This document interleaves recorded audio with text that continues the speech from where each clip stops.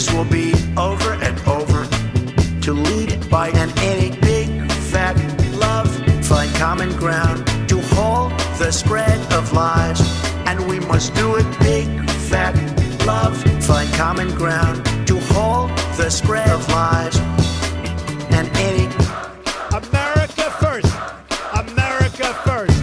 Non-fatal. We want to build a much better, believable people. And we must do it non-fatal. Communication Very much higher. America first. to lead by an any. Insiders fighting for insiders. Time to stop. Insiders fighting for insiders. More of insiders fighting for insiders. Time to stop.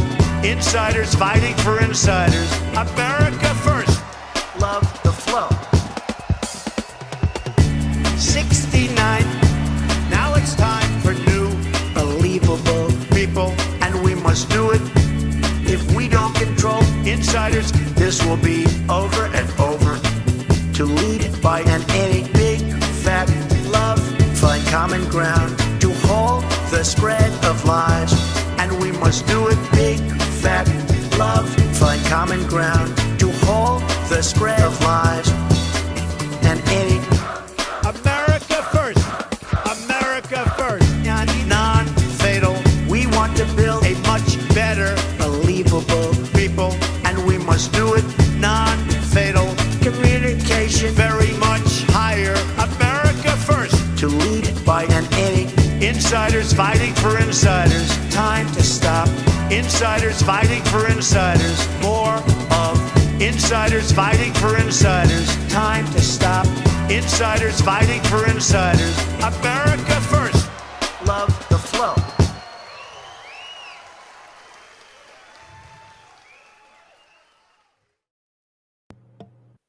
Well, hello everyone. Excuse me. Hello everyone. Dang it. Lost my train of thought. Hello everyone and welcome to another Darachat. My name is Daramouthe, or Dara for short, because some people they have trouble saying the word Daramouthe and they say Daramouthe, which is sort of a funny thing. I thought kindergarten was supposed to take care of that. But anyway, I am here with my awesome guest, the Morning Mayhem. Although he's not very, what's the term? Mayhemic? Mayhamic? Hammock. That word? Mayhamic? That sounds like a sounds- disastrous hammock. It's By the way. yeah, that's sounds like that Christmas gift you don't want. No. You know, you get it. You get it in that bag's like, what is this? The Mayhamic. Oh, is it safe? You'll find out. No. Merry Christmas, Timmy. What happened? It was the Mayhamic all over again. Exactly. Oh, goodness. Well, hello, everyone. How are all of you? Whether you're on the Rumble side or the YouTube side, I appreciate you all being here. Okay, Chris, there you go. That's right. I was just going to call you Morning Mayhem, but it looks like your first name is Chris. So that's an Boom. easy 5-letter word. That's like dropping it like it's hot and just say it's Chris of Morning Mayhem. There Well, you go. Yeah, So- that's right. That's right. So why Morning Mayhem? I mean, I why just- not? Right? No. I'll tell you. So No, of course, it's the easy explanation. Why not? All right, what's the Yeah. next thing? Yeah, move on. Yeah, no, I mean, so I am I'm actually an independent filmmaker, Oh. and I own a production company called Mayhem Productions. Mm. Always wanted to since like high school. I've called it Mayhem Productions, Mayhem Productions, Mayhem Productions. Mm. And so we've now made several short films. We're finishing editing one now, and we'll have our first feature. We're working on the script for our first feature film right now. But I'm working with a buddy on that. But my film company is Mayhem Productions, and sometimes we can't film because we're doing it out of pocket, Mm. and we got to wait for the seasons to change and Yeah. all kinds of stuff sometimes. So we finished the first half of the short film like last summer, and the guy's running into the woods and it's all Mhm. green and leafy and beautiful. And then we're like, okay, well, we got to kind of pick up on this when it looks the same. And due to delays, we had to put it off for a year. So I said, well, I'm going to go ahead and start my YouTube channel up again, Mm. because I tiptoed into it, but stuck with the Mayhem because it's the long story short of that is I own Mayhem, right? I've Right. got a business that says I own Mayhem, which means I control the mayhem in my life.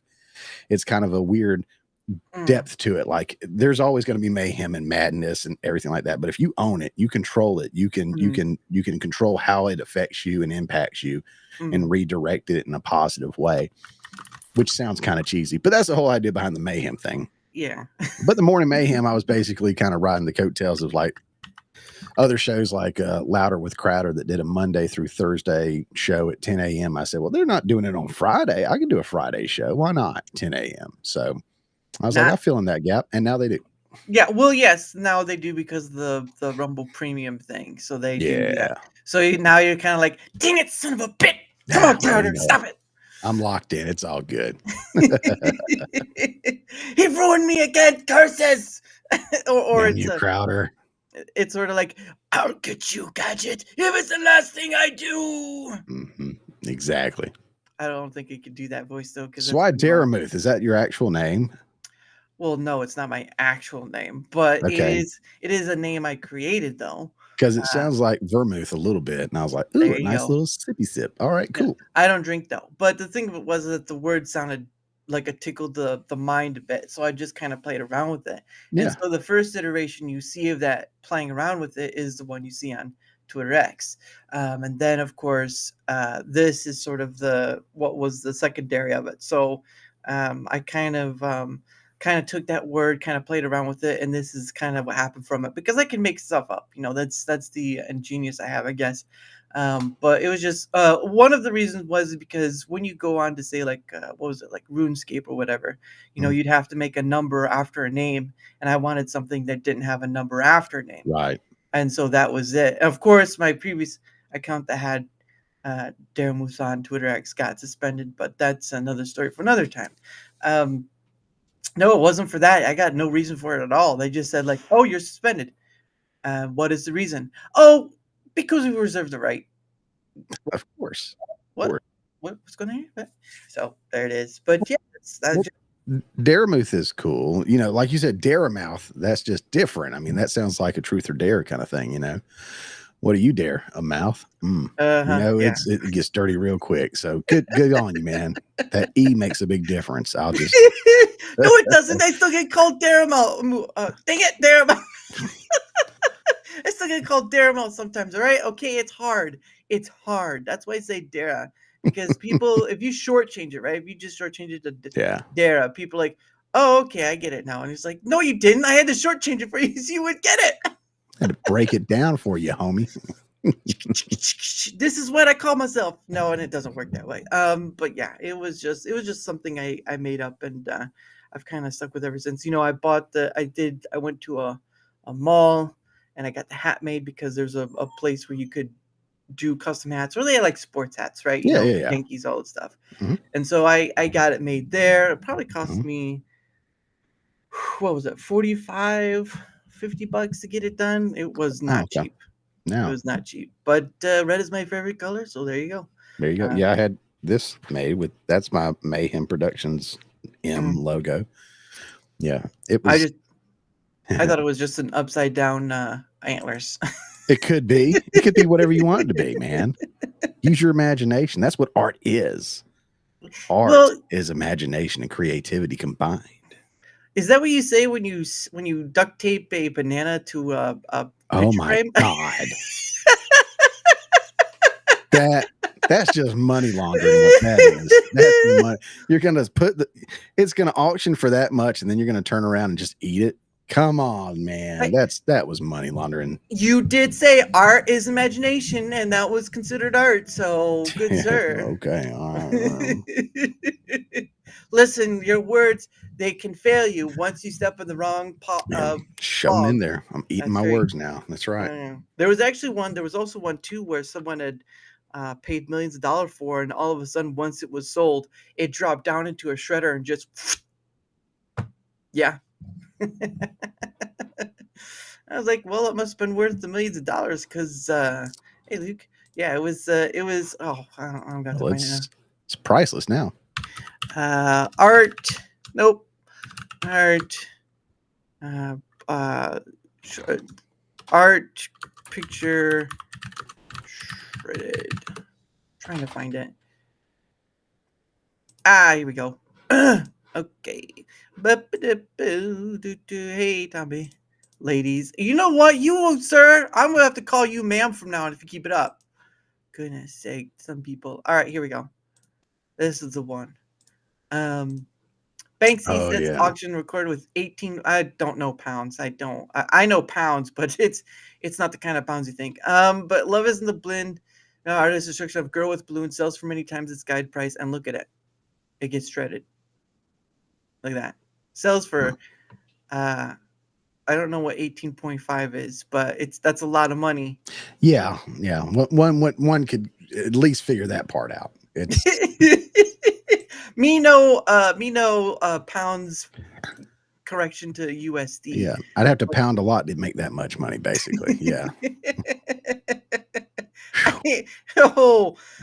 Some people have you beat to that. But anyway, sorry, didn't mean to take such a dark turn on Daramouthe's chat over here. It's fine. But yeah, it was just when it was sold, it just instantly went through and it was like, wow. All right then.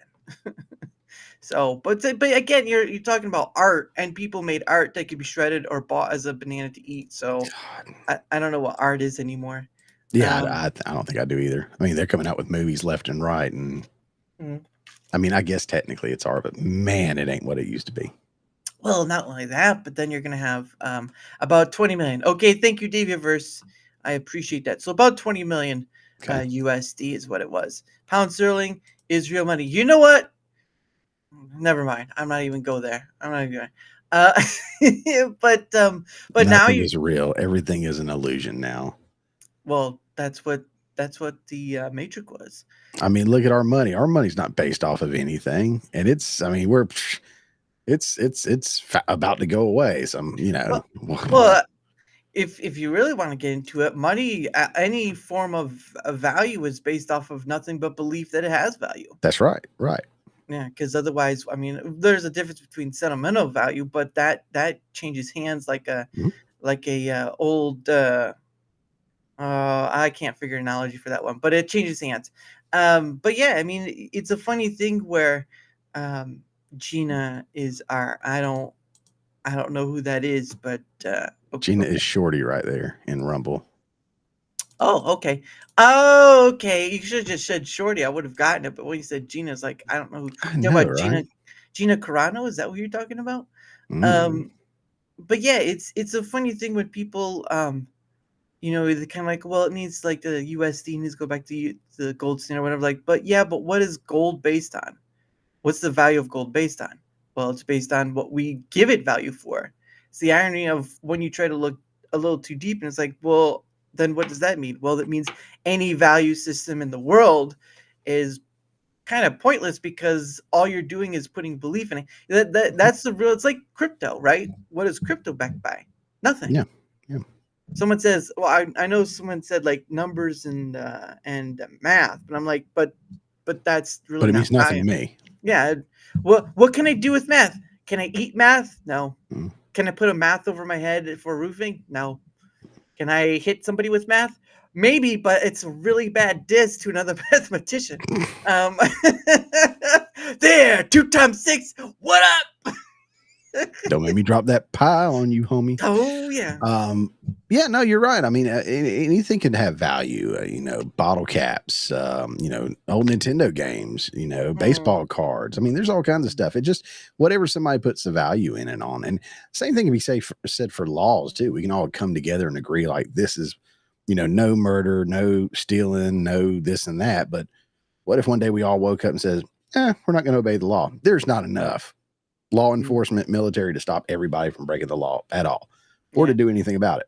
We all, as a society, just kind of agree on these things. To your point, you're absolutely correct. It's just an agreed upon kind of agreement between person to person, societies from society to society, saying like, we are going to accept that this means X, whatever. It's all a psyop, man. Just open your eyes. Just open your. I won't go that far, but it's just a quandary of trying to think past the Because then what is a country? It's a collection of people who got together to. I mean, that kind of breaks down pretty much everything. Once you destabilize one point of value, you can destabilize all of them, because Mhm. what is a country? What is a state? What is a city? What is Mhm. a prefecture? Well, they're just basically sort of. Why am I so? Because I'm sitting in a chair. I could be standing up, but I'm sitting in a chair. And he's a lot closer to his camera. Like, if I was closer to my camera, I'd probably be bigger, but I'm not gonna do that. I really am. Chris is a tall Chad. Well, oh, and he hurt himself too. Look at that. You tell me he's tall and he hurts himself. Guys are so mean. Um, I'm the shortest one in our little group, I think, Sean, except for Shorty there. She's the shortest, but well, that's probably why she's called Shorty. there you go. Shorty McWonder or something like that. She is a little McWonder. Yeah. Well, you would know better than I would, because I see name. There's my head back there. Hey, whoa, honey, it's Dara, Darth. I don't know what you're trying to go for now. all day long, all night long, I'm just gonna be like, hey, no, that's not how you do it. Well, I mean, in the end, bullets will be what you trust in. Well, you also have atomic weaponry. You also have missiles. I mean, at this point, anything that can harm somebody is basically what you can believe in. But at the end of the day, so can you. I mean, we're pretty fragile in our stuff. So I'm not sure. Well, yeah, he agreed with you there. But yeah, it's just one of those funny thoughts, because it has more truth than anything else. But people do this thing where they ignore it, and they're like, "Well, how can we do these things?" Like, well, if 75% of the U.S. stopped believing that the USD had any value whatsoever, well, then you have a total economic collapse, and then what happens? Correct. It reminds me of, I don't know if you ever watch it, but Rick and Morty. Yeah, I haven't watched it in a while, but I remember when it first came out, I was like, these yeah. shows are way smarter than they ought to be. Mhm. Like the intellectual level that went behind each show was just something else. I mean, it dealt with like that. He said, I'm going to completely destroy, this federation. How are you going Oh to do yeah, that from changing a 1 to a 0? yeah, And the dollar bill equaled nothing. And then there was chaos. And he's like, well, what am I getting paid with? I'm not getting paid to do anything with him. And yeah. I'll pay you with whatever it was. It's like, yeah, I'll do that for more bread or something. And then you kind of get down to the basis of what life is all about. It's all about what can sustain us, which is, food and water, shelter, stuff like that. Mhm. So goods and services at the end of the day is all that really matters. Mhm. When you break it down like that. They also did one that I really loved, and it's silly, but it dealt with racism. And I thought it was great. It was talking about unity that took Yeah, over all these different beings. hive mind. Yep. Yeah. But then they started getting their individuality back, but they all looked the exact, they were all blue people or whatever. But then all of a sudden they rip their shirts open and they have different shaped nipples. And they're like, okay, all the triangle nipples together, all the spiral nipple. And they Yeah. found a way to divide themselves within their own, group. Mhm. And I was like, you know what? That's so spot on. We're always going to find a way to separate ourselves and divide ourselves. And if we don't, the mainstream media and the elite will. So I thought that show was really, really sharp. Again, I hadn't watched it in a while. I know that voice actors aren't with them anymore or whatever. So, but it was a very smart show. I wouldn't know how much credit you want to give to Justin Roiland and them, but I mean, there are some things you could take away from it, like that faction or the hive mind faction. But at the end of the day, it goes to show that in order to have unity, you'd have to force it. Yep. So take away the individuality of everybody. Yeah, which it doesn't really make it doesn't make sense after a while, because then you're okay. So what is that brings it back to the question: is what is a country? Was it a collection of individuals, or is a individuals an individual? No, I don't know how to reverse that. Turns the individual into the collective, or whatever. But I mean, it gets so bog mind that I just want to go back to eating chocolate chip cookies and having a milk. But yeah, it's just a weird fascination when you strip back those things that people don't put their mind to, because you're usually busy working, providing for family and all that stuff, and at the end of the day, you're so tired or busy with trying to figure out other stuff, that the philosophical matter of what makes what sort of becomes nuanced, right? I mean, just look at social media, right? I mean, look how nuanced a single conversation could get when you just type in a few, and then you and then you add monetization to it, and that blows itself up. Mm-hmm. Mm-hmm. I had made a post a while back saying, while it's helpful, monetization kind of ruined creativity. And yeah, you could say, well, I'm not going to do it for free, sure, but then again, what other things in your life aren't you doing for free? Yeah. I mean, at that point, it's just a matter of compartmentalization and what you are willing to compromise with, which some people are willing to compromise with a lot, unfortunately. That's why you see a lot of bait posts and engagement posts and all that kind of stuff on Twitter Absolutely. X. Absolutely. You're right. I and I'm fairly new to X. I mean, I've been on there, I guess, all year technically, but I haven't really started engaging until later in the game and learning how to do all that. And yeah, I think it's stupid, but I mean, if that's what you're going to do, to bait post and, trigger folks to, engage in your stuff because you want those impressions and stuff. I mean, go for it, do what you do, but yeah. I don't know. I just use it for promoting my stuff or promoting, your channel, other people's shows and whatnot. I mean, great shows on tonight, trying to show everybody some love. And yeah, I mean, people are going to do whatever, especially when, like you said, there's some kind of reward involved, especially if it's monetary. And that kind of sucks. Kind of like, people sell out. We were talking about art, people sell out. You were mentioning this a little bit ago was the, making films or art or whatever. It's like, I'm not going to do it for free. Well, you go look at low budget indie films versus what Hollywood is cranking out for hundreds of millions of dollars, and it's like, we probably would have got a better return making this low budget film. So damn it, Sean. Banned. No, he's fine. So, yeah, I was going to ask you, what's up with those Post-its though, man? I see them on all your streams. Is that just something that you do to keep you orderly? Well, one, it serves a twofold. One is I get a complaint that my back wall is pretty grayish. So someone's like, well, you need color on your back wall. And I was sort of doing something trying to figure out what to do for something of like when people give Rumble rants, because that's what all those are. Those are Rumble rants. Okay. Okay. And there was a content creator I follow still, but I haven't watched her stuff, which is Side Scroll Podcast.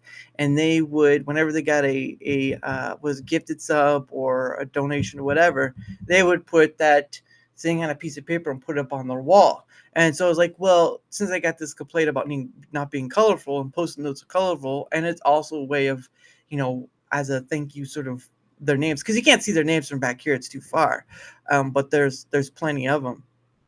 So it was sort of like a twofer right there, one stone, two birds sort of thing. Yeah. And that's why I did it. That's cool. Because at the end of the day, it is sort of colorful. Was your inspiration? Look, you know what? I could have gone to the carnival and had a much funner time, but I'm here. Well, I'll tell you about Sean real quick. That poor guy right there, he is about as ADHD as you can imagine. And he's a stay-at-home dad raising 4 autistic sons. Wow. So he has a handful and his mind is all over the place. We stream together on Saturday nights and it's called Off the Rails because we literally, kind of like on this show so far, we just go off the rails and go wherever it follows and catches, and we just have a good conversation and a good time. But yeah, he's a goofball. Love him to death. Absolute goofball. And then he's like, hey, get back. Yeah, over here.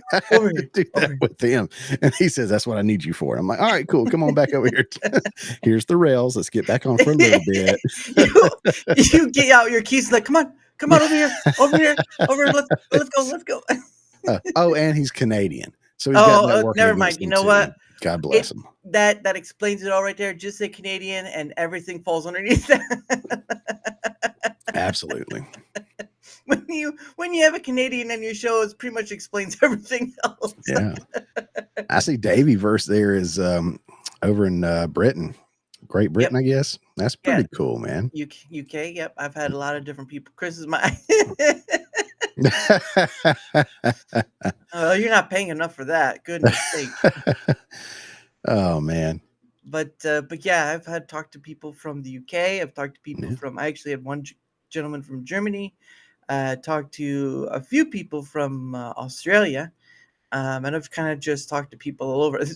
I talked to a few from Alaska, and that's a fun thing right there. Because Alaska, by time standards, is about 4 hours behind where I'm at. So seven-ish right here. So it's gonna be 3-ish right where they're at. And I was just like, why is it like this? And I had to find out like what was the time difference. Like, oh, it's 4 hours. Cause yeah, so it's sort of on the same arena as say Hawaii. Gotcha. Yeah. Well, and so you're in my time zone. Yeah. I don't know if you ever share where you're at. I don't have a problem. I don't share exactly where I am. I'm in Georgia. Oh no, but I've always said I'm in Indiana, but that's about as far as I go. Okay. So, yeah. So you're in Indiana. Very cool. I'm in Georgia. Georgia. Goodness, you're were you one area hit by the hurricane?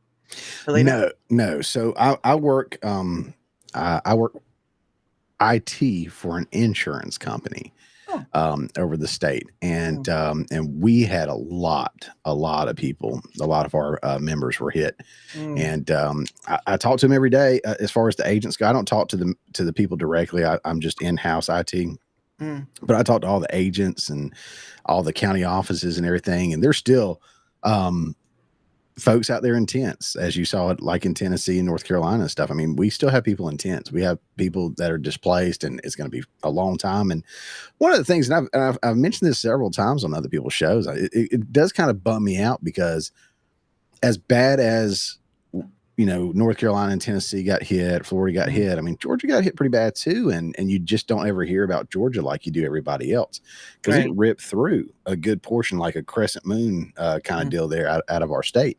And Valdosta, Lowndes County is one of the biggest areas that got hit. And I've got family down there, and a lot of horror stories of folks losing their lives and everything. So yeah, I managed to miss it. Actually, it turned in such a way that had it not turned, I would have been right next to the eye on the right side. So I would have got it pretty good, but it turned, I guess at the last minute at some point, and I was on the left side. So I didn't get anything.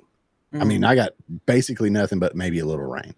So the Lord blessed us on that one. But yeah, there's still a lot of recovery to do in the state for sure. Well, yeah, and all of them, because obviously, all of them.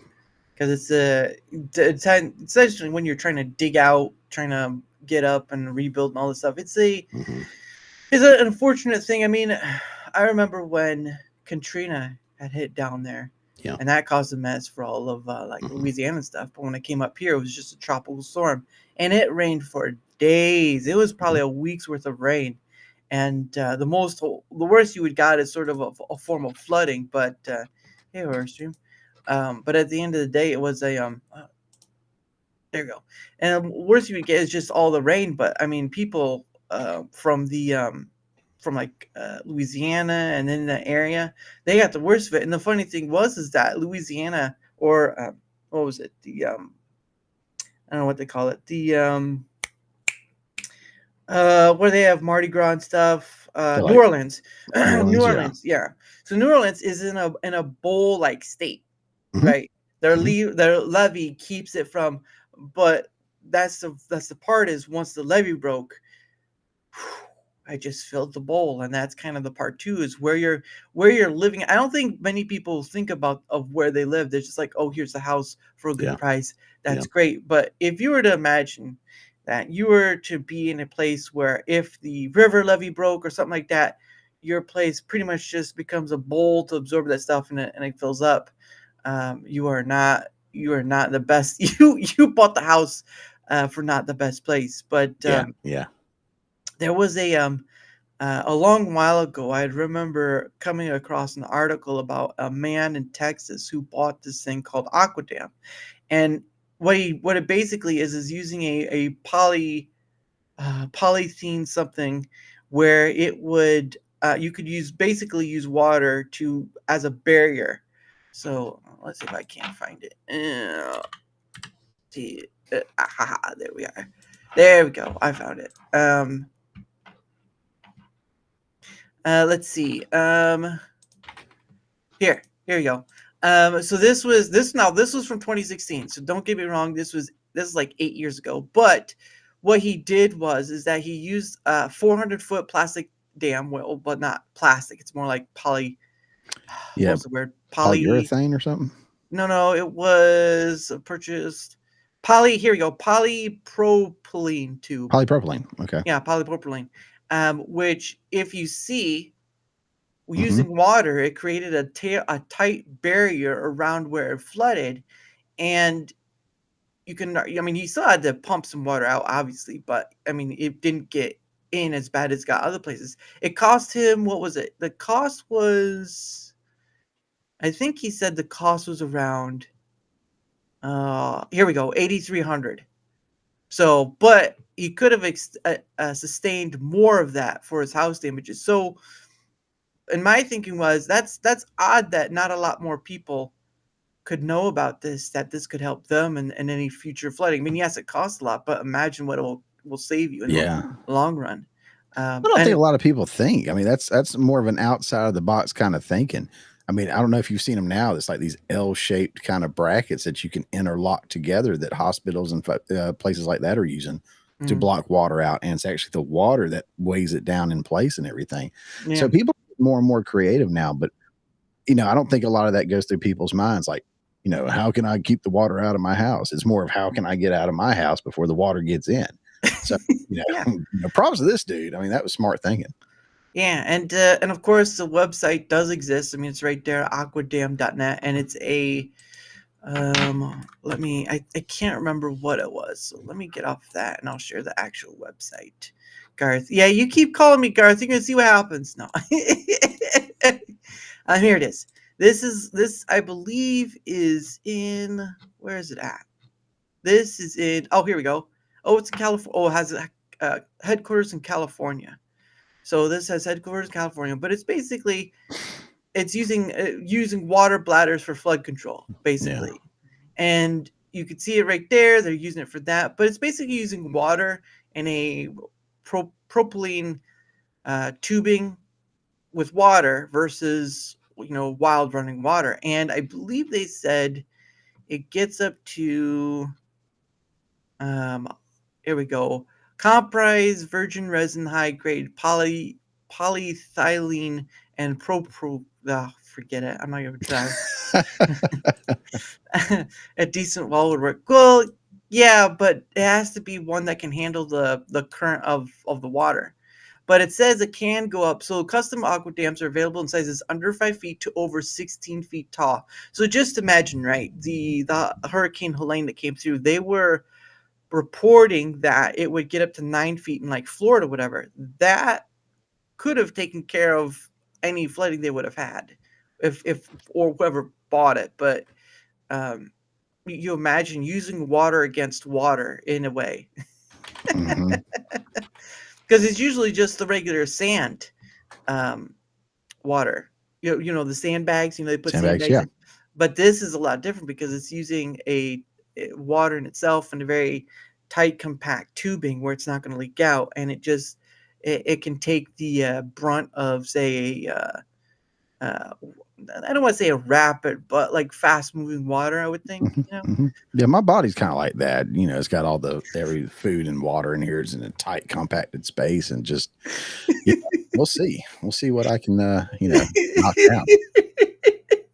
Chris, block it now. The dam's gonna break.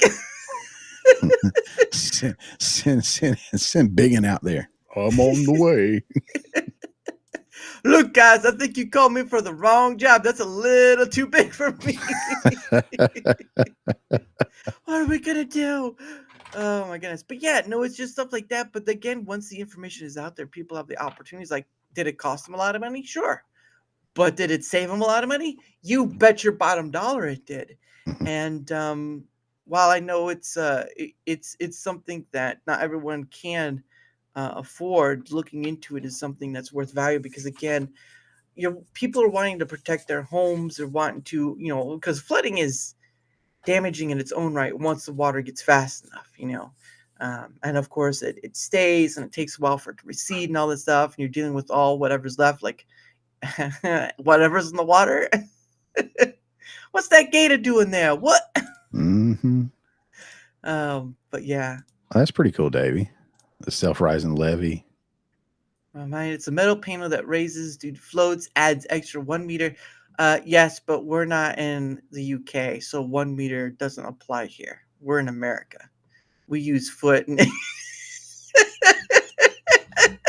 we use feet and inches. Get over yourself. I'm gonna make fun of him for a bit, but yeah, I don't know what 1 meter means. I'm sorry.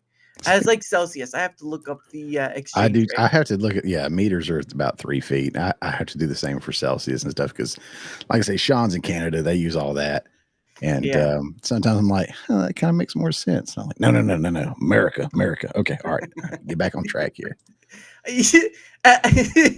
Maybe, but at least they have freedom in it. That's right. That's right. What's going on with Canada nowadays? Your prime minister is basically a tyrant. We're not too far off. Well, obviously with the current president, but I mean, to be honest, the only reason Trudeau got in is because all the ladies thought he was pretty. Oh yeah, he's a little eye candy. That and probably some we're on YouTube, but stuff behind the scenes. I'm sure a little bit, maybe. I don't give a rat's behind. I already had a stream go to 18 plus, so I don't give a rat's behind. I'm on multiple places. Why do you? Your country fake once it returns the crown. Well, yeah, says the man who's under the crown, the pointy end. All right, yeah, that's how does that feel? Yeah. Hey, Barry. Hey, no knock on the UK, but I don't think we'll be crumbling anytime soon. No, we at least still have our guns for now. We still have those. But oh crap, where was that? But yeah, the point of the matter is that Canadians kind of have to take back their own country, and just like people would say, hey, now you can't throw him on. You can't do that though. You can't just put on one. It's multitude of things. It is multiple things, but he's right. We went into a long kind of talk about that and broke it down. It's very interesting what they did. I mean, very conniving. And again, I just mentioned that because you're on YouTube. I know they are very censor heavy on stuff. I mean, we were talking on Gina there, Shorty. She's on Lou's Views podcast. They're going to be kicking up here at 8:00. Mm-hmm. They got their thing going, and he started getting on YouTube because I mentioned just being in more places. And he's like, no. And I was like, well, you don't have to. He goes, well, you know what? You can reach more people. Yeah, I may get back on YouTube. And he did that. And almost every stream has got some kind of knock to it. He got a strike, if I'm not mistaken, not long ago, just for talking about, we'll say the drug regimen that Joe Rogan went on when he got COVID, if you follow me, because I don't want anything to happen to your, the horse thing. Yeah. He went on a little spill about that, was talking about that and everything just a few weeks ago and or maybe a couple weeks ago and got a strike. And I'm like, I thought we could talk about this, but apparently not on YouTube.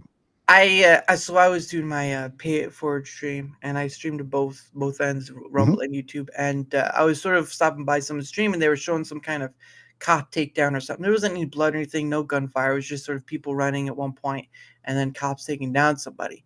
And YouTube decided to hit that stream with an 18 plus restriction. I was like, I wanted to try to appeal. I was like, okay, at this timestamp that you're giving me, which was like 40 something minutes early. Yeah. There wasn't any violence. It was just the timestamp they gave me was just people running away at the timestamp they gave me. But I was like, well, at this 49 minute though, you do see these police people take down the person. Do you think that's I don't know if that's considered violence, but still. So I put in that appeal, and guess what they came back me with? Because it's that mark that I was telling about was at 49 minutes. Guess what they came back with me at? What? 48.58. If they want you, they'll get you. And how many subs do you have on YouTube? 200 something. I don't check too often. Okay. We get taken down and get the strikes. Listen, if you bowl like you're gonna hit 300, it's gonna happen eventually. It's point of streaming. You can, understandable. Look, for me, I get why people stream to one place, and again, for a long time, people stream to just YouTube because why? reach and money. Yeah. That was basically the answer I heard a lot, was reach and money. Right now, most people are like, oh, it's just the reach factor or some other factor, but it's mostly reach and money because of what they give or whatever. But at the end of the day, though, if you have all your stuff on one place, I can't feel sorry for you if it gets taken down. Why is that? Because you are in an advanced technological age where you can stream to multiple places. Some of it does cost you stuff, but it just depends on what you're willing to compromise on. But using Rumble Studio, it's not perfect, but at the end of the day, it will cost you nothing to be on more places. Yes, you could reach more people, whatever, but at the end of the day, it's about creating a safety net, right? If you as a creator aren't creating a safety net for your content and you get wiped out because you've seen those stories of YouTube or Twitch or whatever, I can't feel sorry for you because you have the opportunity and option to do those now. Technology has come so far. If you can't handle it technological wise, because PC or whatever, understandable. Don't get me wrong in that. There are exceptions to the rule. But if you're able to handle it and you're able to stream to multiple places, but you only stream to one place and it gets taken down, ain't gonna cry for you. Because you are in an age where there's too many platforms. There's I can name 7 to 8 right off the bat, right now. And you only stream to one. I don't know what to tell you.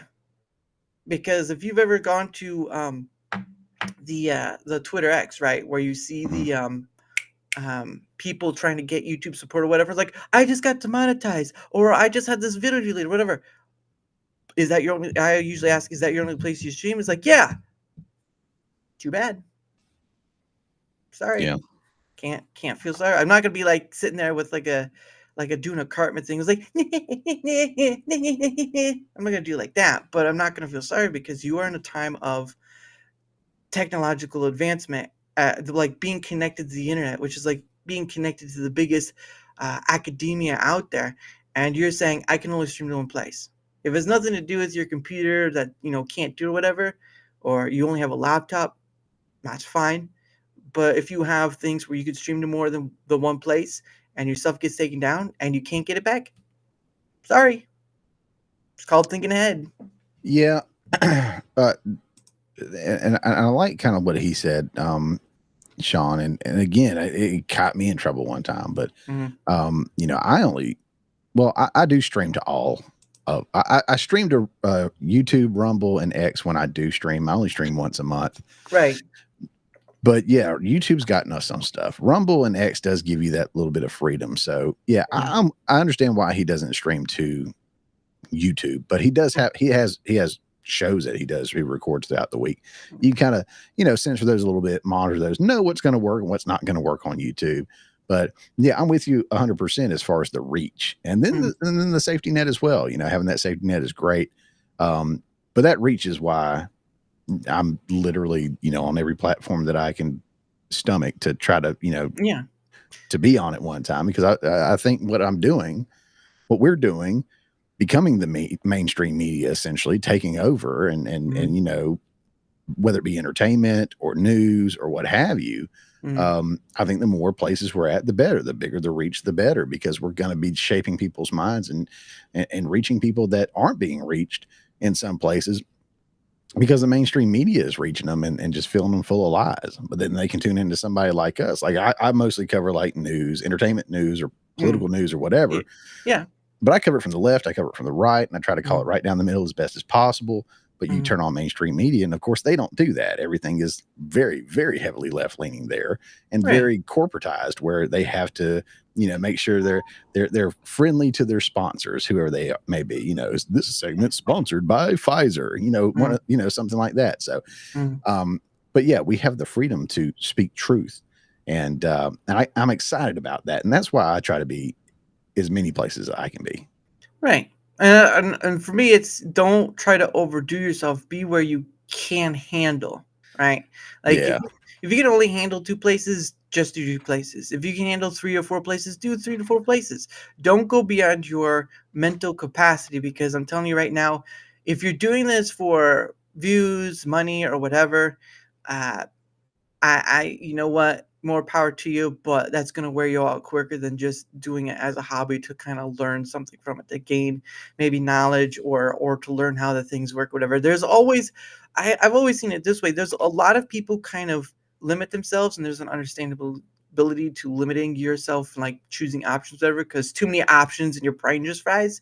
Yeah. But at the end of the day, there's a switch of it where you limit yourself too much, Yeah. and and you miss out on opportunities. Now, I'm not gonna say you hit all the opportunities, but at the end of the day, you don't want to limit yourself where you're just thinking in a small space, because people do talk about what, like, seeing the big picture, whatever, and not many are going to see. But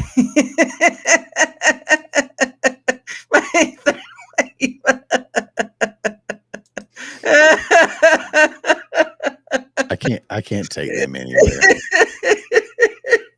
No. You shouldn't have said third wife. You should have said fourth wife. At least you would have gotten somewhere quicker. He's on his second now, so he's got Oh, her goodness. in his sights. Oh, goodness. Well, focus on that first, please, before you go. That boy. What was that again? Oh, yes, my third wife said hello. I said, I pray to God your wife never watches your streams. And he goes, never. I said, good, because you are a nut. Sometimes it's a good nut to have, though. I mean, not always in the case where you're like, okay, I think we need to calm this one down a bit, but yeah, how it goes. But yeah, I don't know. I think people kind of limit themselves to some degree, especially with multi-streaming. Yeah, it can be daunting, and yeah, it can be work. But at the end of the day, what is content creation to you? Why are you doing it? If you're doing it because you're wanting to get that paycheck, there are some people who are trying to make a business out of it, and I understand. But you have to take the good with the bad in that regard, because you're not in control, right? You're using you're using multiple platforms you have no control over at all. right. That's right. So any platform you use is a risk, right? Any platform is a risk. But if you were to try to do it on your own, guess what? It costs you a lot. You have to hire the right people to take care of it. We were going over this thing. I had Scottish Viking Gaming on Saturday. Yeah. And we were kind of going over of what it costs, right? Because a lot of people, while some people have valid complaints, facts. Hey, Piggy Gang, yeah, hey everyone, Davers. But what was that? But we were talking about sort of like what it takes to run a video sharing site. So we were talking about on the Rumble aspect, because there's a lot of people, they have some valid points, but at a point it seems their collectiveness of negativity just outweighs their valid constructive criticism. And at a certain point, many people who use a video sharing site don't understand the behind the scenes of what it costs, who they need to run it, how many people they need to run it, and so on and so forth, right? We were going over YouTube's, and of course the numbers were from 2009, but it was basically telling us, like, 2009 numbers, it was taking $360 million a year to run it. And they have terabytes upon terabytes upon terabytes of data for billions of people. And that could be more now, honestly. But you're talking about something like Rumble, which is still considered small compared to other places, because it's under 200. Hey, Steve. Nice to see you, good sir. But making tacos and listen mostly. Well, I hope that taco is good for you. I've had tacos, taco food truck, but sometimes they don't sit right with me, because one, it's a lot of cilantro and a lot of onions, and it does not end well at the end of the day. Do you like the taste of cilantro, or does it taste like soap to you? It doesn't really taste much like anything, because I usually get like a carne steak or a carne asada taco, so usually taste the steak, but still the onions are a bit much. They put a lot of onions on there. But where was I at? So we're kind of going over numbers for like YouTube, right? What it costs to run YouTube, what it costs to run Twitch. And Twitch was looking at a couple million. And people don't understand, bandwidth costs money. Bandwidth costs money, storage costs money. Now, of course, Twitch uses AWS servers, sort of like what Kick does. Kick uses AWS. But if you're trying to build it yourself, right, now you could get some better deal out of it, cheaper wise, but at the end of the day, you're still paying a lot of money. What are you paying for? Electricity, cooling your servers. You're paying for the people to take care of the servers. You're not only paying the people to take care of your servers, you're also paying people to design the coding, developers, engineers. If you were to go down the list of all the things it took to make a video hosting website, to say for 50 million people, you'd be looking at millions upon millions upon millions of dollars. How many of you can afford $10 million right off the bat to run a video hosting site?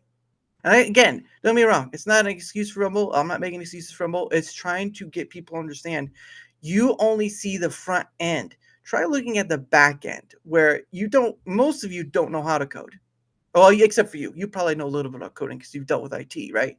So you maybe a little. Enough to know I hate it. Yeah. Well, you don't get. I don't think you get paid like eight numbers to. No. Yeah. See, there you go. Engineers. Then we were looking up engineers. Engineers get paid close to 8 digits a year to be an engineer, depending on where they're being an engineer at.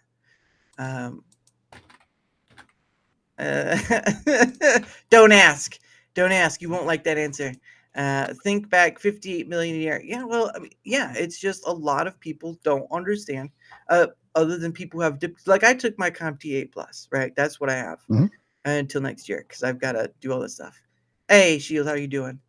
So I only understand a little bit, right? And I understand a little bit of the flow of things. I understand a little bit of this, but just imagine, right? What do you think it costs for a server?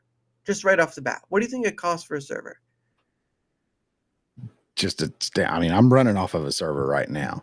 Well, there's different varieties, true. That's right. Yeah, it depends. If we're talking like a full rack, I mean, it can cost anywhere from a couple of $100 to several $1,000s. I work at a place where, and of course you're talking like the H100 GPUs and stuff. So I work at a place where they deal with, they get receiving equipment or computer pieces from different places, and they try to repair, modify whatever to the needs of what the customer wants. Okay. Do you know how much one of those H100 GPUs cost? $60K. And how many do you think Twitter X has that for their graphics? Couldn't even begin to imagine. A lot, right? Yeah. Chris, well, you kind of have to, though. That's starting with the obvious, right? That's what you have to do. It is a lot of my calls. I had one the other day. It's like my scanner just isn't working. I'm like, okay, well, let's do this. Let's do that. Let's do this. Okay. Well, I'll tell you what, we're going to unplug and plug it back into the computer. Oh, wait, hold on. Yeah, it wasn't even plugged in. Yeah, that'll keep it from working. Yeah. See, that does make up quite a few of my calls. Something very similar to that. Bless them. And the thing of it is, majority of people are like, well, just copy YouTube stuff, just copy Twitch stuff. You don't understand how coding works. You don't understand how that has to be layered in the system, though. Oh, I think it's OSI, right? OSI layers, whatever. Again, it's been a while, so I apologize. But better than I am. Go for it. But at the end of the day, a majority of people who use YouTube do not understand what it takes to create YouTube. They just say, this is easy to use. Look at it. It's so easy to use. Do any of you understand how that works? Not you, Chris, because you have a low understanding. But do any of you understand that? Any of you? Because I like to see it. I like to see someone who's just purely using it. Normal person tell me it's okay. So what coding do you think they use to code YouTube? I hear about coding and then I start breaking out in hives. Like I was starting to see I can't stand. Listen to me. I can't stand coding, programming. None of it. I avoid it like the fucking plague. I can't stand it. I can imagine, especially when you're trying I have to hook up the stupid I don't do it. I don't have my job doesn't require me to do it. They said, hey, you can come over here, and I was no. I will go without that pay raise and stay right here and keep my sanity. No, thank you. And you see why engineers get paid so much because they understand. So again, I get there's some valid points out there, and I'm not against having constructive criticism, but when it becomes a groupthink of negativity and you're going beyond a truth into something beyond that of trolling or otherwise. Yeah. If you don't understand how a video sharing site works, what the coding is and all this stuff, I don't. So I'm not putting myself in the camp either. or at least not willing to look into it and see the cost and stuff, than you saying, "Oh, it's just easy to use." How is it so easy to use? I'd like an answer now. How is Twitch so easy to use? How is YouTube so easy to use? Oh, it's because of. If you don't know the answer, then you can't answer. Simple as that. And I think that's where a lot of people get lost. And even if someone like me who touches just a very fraction, like CompTIA Plus, if anyone doesn't know, CompTIA is well known within the industry. At least that's what they say. There's CompTIA Plus, there's CompTIA Security, and there's CompTIA Network Plus, Security Plus, and Network Plus. I only got A Plus, which is sort of like a that's not what I got in most of my tests, but that's still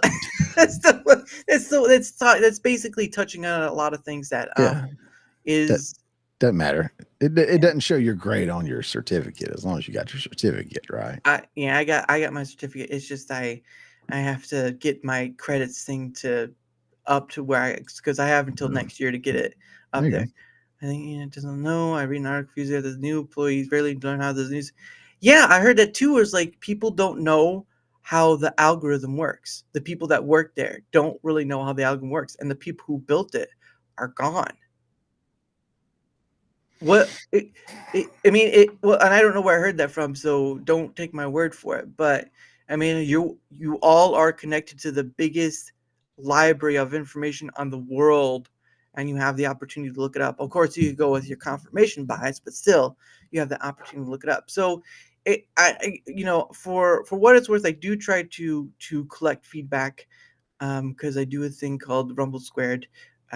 Which is going to be on the 28th, which is me collecting feedback from people who are using the platform, from people who are outside interested in using the platform, all this stuff to try to find where the majority points are of like what the majority of people are saying that needs to be worked on, rather than just you get a reply from somebody on Twitter X and say, okay, that's the thing. Because I don't think Rumble really has, or I don't feel Rumble has a big ability to collect it well. Hey, what's up? And G, I get it. Almost did that. Hey, and G, what up? So I do that. It's not, the data collection is not perfect because I have to do two different things. One, I have to make detailed as possible for the technician, so that's like, okay, so we can go here, all that stuff. And then I've got to make one side of it that's easy, understandable for normal people who, again, don't understand the tech, don't understand what goes in and all that stuff.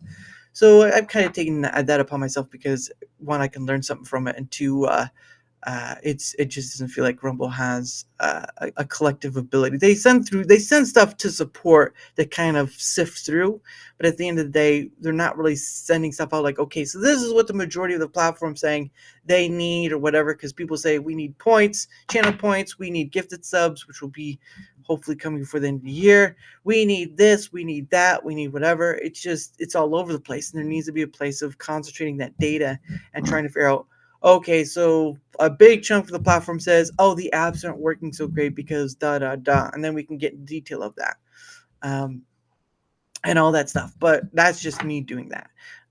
But again, there's going beyond just saying your truth and just giving constructive criticism, and into the realm of just being whatever and all that stuff. So it's what does he say? It says it's how we lost space technology from 60s and 80s. Oh, okay. Oh, if we ever really had it. I'm just saying conspiracy theories, And we never went to the moon. It's all a lie. It's all a lie. You never know, man. It's like that person, like, look, man, I got the truth right in my pocket. Is that white powder? Oh, you know it, bro. Mm-hmm. Just visited the White House and stocked up. No, but to your point of losing the technology, or just not knowing, the YouTube folks not knowing,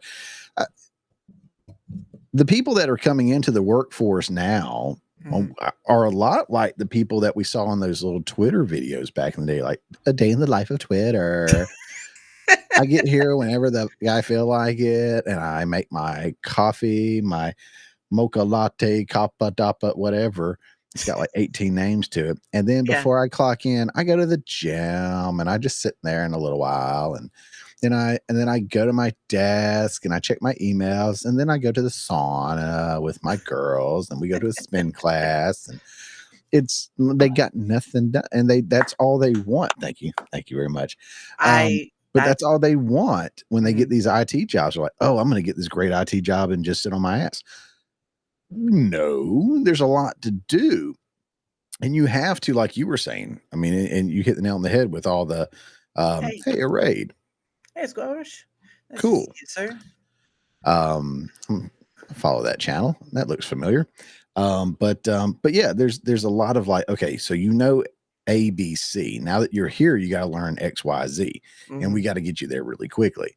Well, no offense to the newest crowd of folks getting into the workforce, but they're not always the sharpest, and they got the spoiled mentality that they think they can sit, at a desk or in front of a webcam or whatever, and just, money starts coming out of the computer. It's just a money making machine. It doesn't work that way.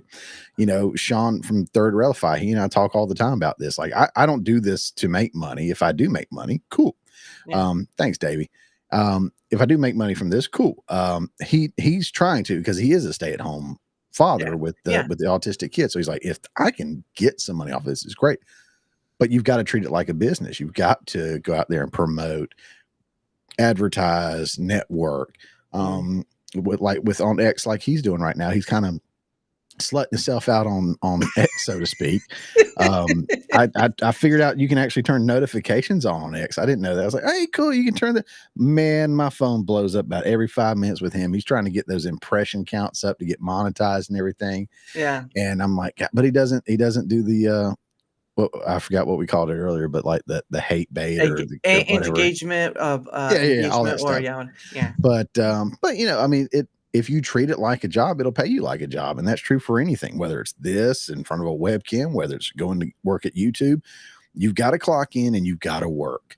We have a really weak work ethic in the new crowd, and I hate that. It breaks my heart because I want to see us be successful and continue to grow. And my daughter is 12 years old, and I've told her, I think it was Dana White that said it, like, all it's going to take is just a few people that are like tough enough and strong enough and independent enough to push through and plow over everybody to run the show. And I'm trying to make her be that person. Like, ask questions, open your mouth, be noticed, work hard. If they tell you to do 10, do 12, whatever, just get out there and push. And, because I want her to work hard now and be able to play hard later. You know what I'm saying? And that's what was told to me. And I'm an idiot, so I didn't do that. I played hard when I should have worked hard. And now I'm working hard when I could be playing hard. So it is what it is. I'm not saying that drugs and alcohol played a role, but I'm not saying they didn't either. You know what I'm saying? Look, I'm not saying it did, but maybe something happened along the way. But anyway, it is power hour time. And what that means is that I set aside some time for us to promote ourselves, because obviously some creators, I wish I had worked hard in my 20s and some of theirs. Well, you know what? You got arms the size of canned hams. All right. So don't take yourself to feeling Chris wholeheartedly. Look at that. Look, you got a fan. Squall Rush right there. Awesome dude. Very big Dragon Ball fan. Very big Dragon Ball fan. But anyway, power is when set aside time part to promote ourselves, because I know some content creators, they do it at the beginning of it, or some at the end of it, or some sporadic throughout. I do it at a more time scale. Thank you for that, Squall Rush. Much appreciated. But it's basically just at a time period. So it's like, oh, an hour's already passed. Well, then let's stop and just take a break and then kind of promote ourselves. So, but anyway, I think it's your link tree. Yes, I did put your link tree down below. But if you want, if you want to sell yourself, not like that. Definitely not like that. The floor is yours. Don't threaten me with a good time. All right. So I am Chris at the Morning Mayhem, but you can find me on all social medias at my Morning Mayhem, because apparently the Morning Mayhem is one character too long. But and I do mean like almost everywhere. I'm on X. Let's see, I'm on X, Minds, Truth, Gab now. I haven't really done anything on there. Hadn't really done anything on Truth either, to be fair. I've got a channel on YouTube, Rumble, Odyssey, BitChute. So I'm everywhere. Oh, and I've got a Facebook page. So again, I just try to be anywhere and everything, anywhere and everywhere I can to just try to get, my stuff out there to get more eyes on it. Yes, to Sean's point, I also have Mayhem Productions, which is on, I'm on YouTube and Rumble, and I might even be on Odyssey. I can't remember if I had this content on Odyssey anymore because it wasn't going anywhere. Right. But yeah, I do a little bit of everything everywhere, but at my Morning Mayhem is pretty much all you need. Or the link tree. The link tree is great.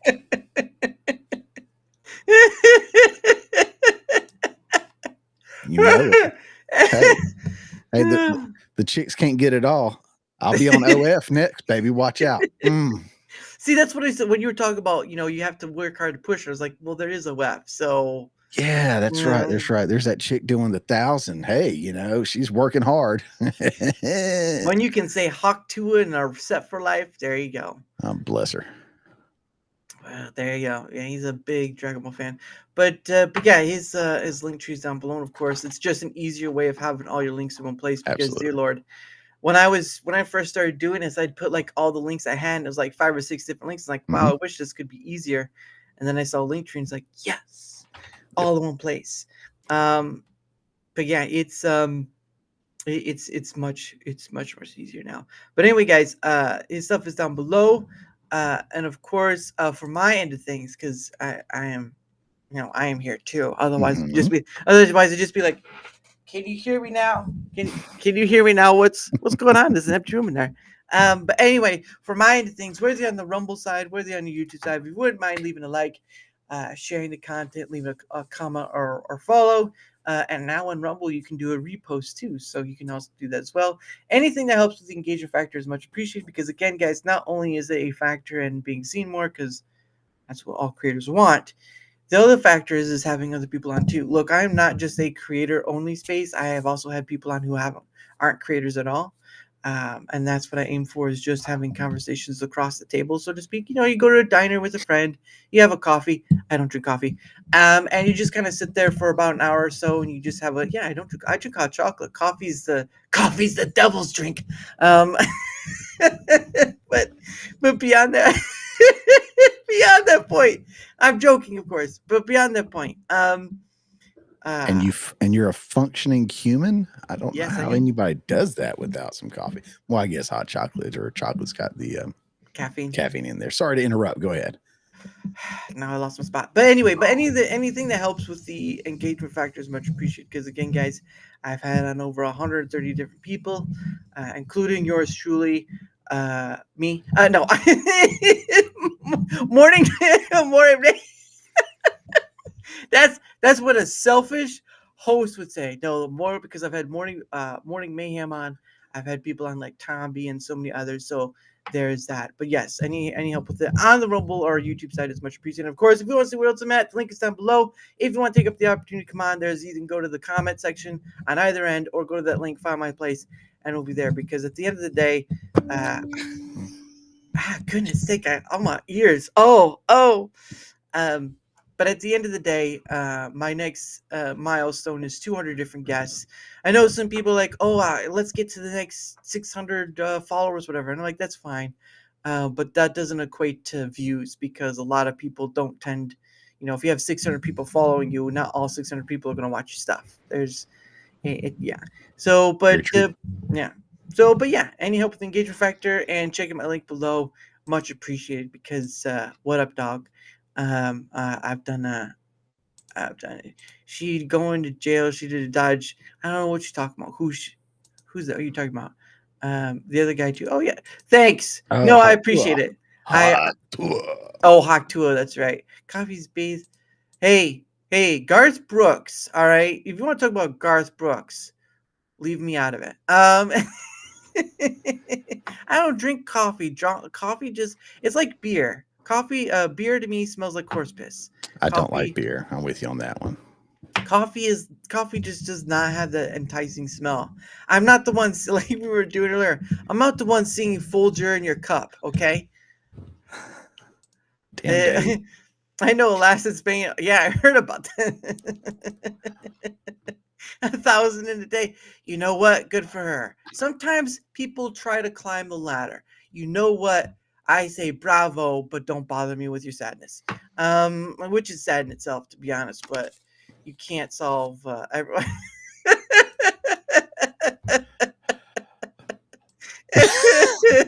I just like the way it's. Oh, I gotta tell you, I was at a camp once, and this is just the dumbest thing I've ever seen. I once saw a kid snore a pixie stick. I've done that. Lord, I'm surrounded by idiots. Is it a pixie stick, or I think I crushed up some Smarties or whatever they're called? I can't remember, but yeah, why not, man? And it's only fun until you know so it's but you're like, Mom. And then your lungs like, what the hell are you doing to me? Stop. It tastes so sweet. Mm-hmm. Then they find out you get cancer from pixie sticks. That's really gonna sell it. And then you get that in your nose, and then you really got a hot tour to get it out. Not me. Not me. I don't do that. Never did that. Oh, I never ate glue, or did people eat paper? I think paper. Like I never did any of that. I was like, that's weird to me. Mm. But I know a lot of people who did. Like that was like normal in their childhood.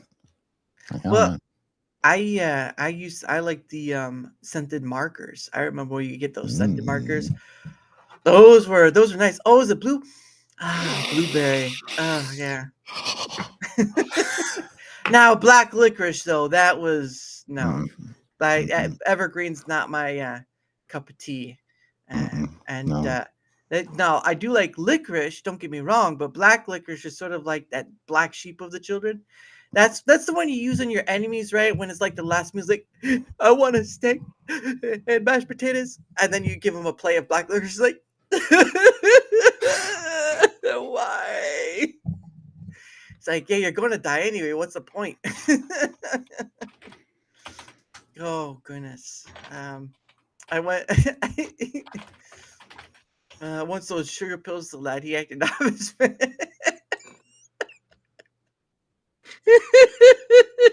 Sugar rush, man. Woo, sugar rush. Woo wee. That'll get you. Those scented markers were dangerous, kids. Yes, they were. Yeah. Yes, they were.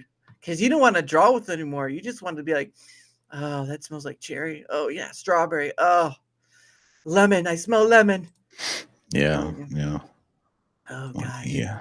That was it was a different life. Unfortunately, it was not one I took up a hold. You never hear those stories like, and then my little boy Johnny, he got hooked on the scented markers. We tried to bring him home.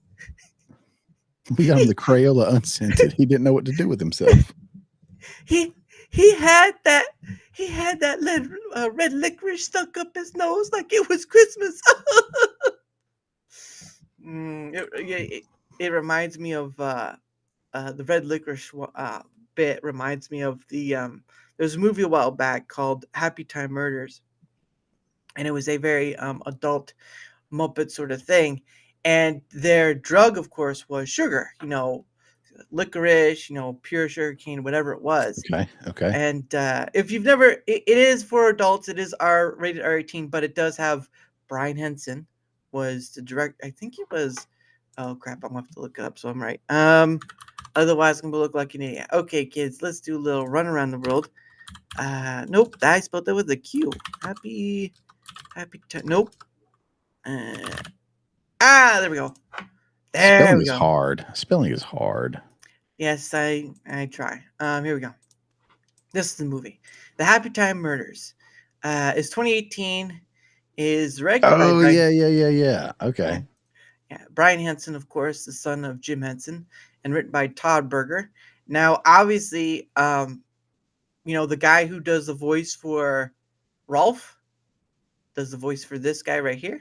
Mm-hmm. We got Melissa McCarthy. You got some other people. Kevin Clash was in it, in the movie himself. So there was that. But it basically is what happens when, they just become people like us, sort of thing, homeless puppets, hyped on sugar puppets and all that stuff. It was just them trying to get, trying to do a R18 version of the Muppets because again, yeah. I wanted to see that when the previews came out. I thought it looked pretty funny. I haven't seen it, but that looks pretty good. There is the oh, at least it got somebody. Oh, budget, it was 47 million. It didn't get half. Wow. Mm. Wow, that's rough. But the movie itself does have a has a very R-rated 18 scene, but I don't know how they got through the scene without them laughing, because it does involve Muppets getting it on. So there's that. Hey, like I said, don't threaten me with a good time. Sometimes the sock puppet was a good friend. Anyway.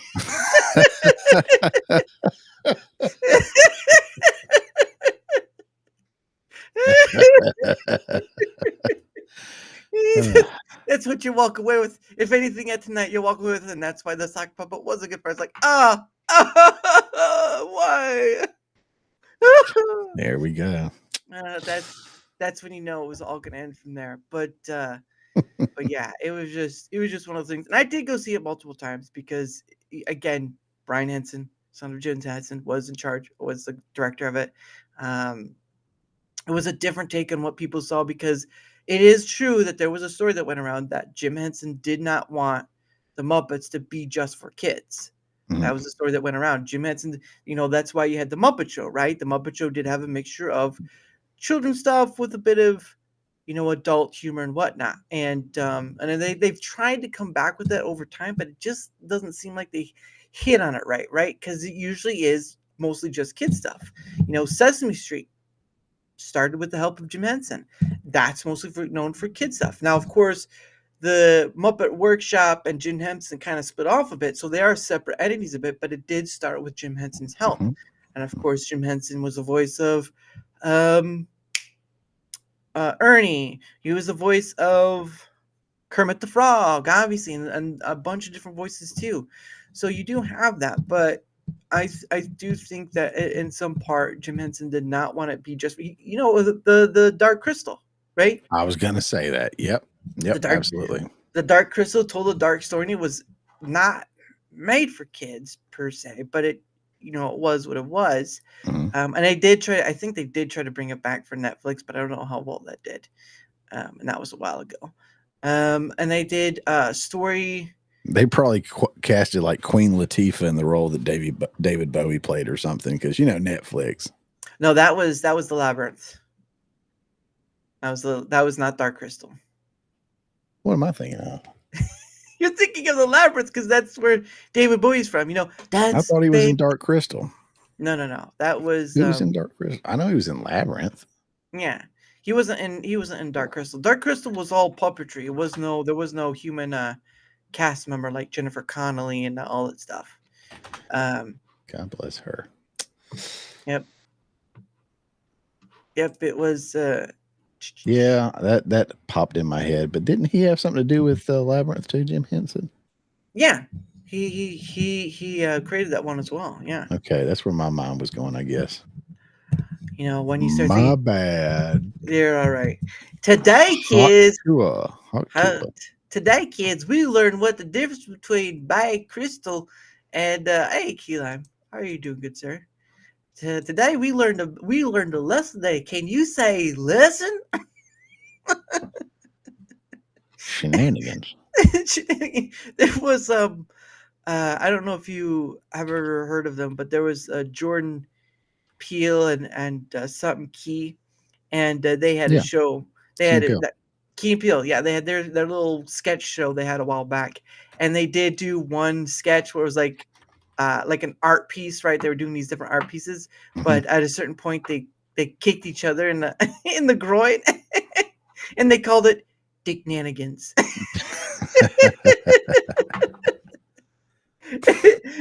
And after every time they did, it's like Dicknanigans. Oh my gosh, that is so beautiful. Oh my goodness, it's like nothing ever.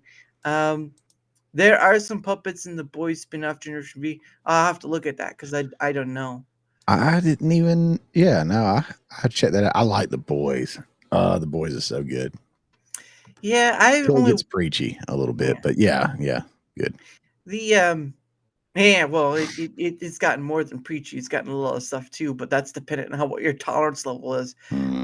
First season and all that stuff. But But yeah, I forgot too that they also the Jim Henson Company did Muppet work for an episode of Angel. So if you remember Angel, like From Buffy.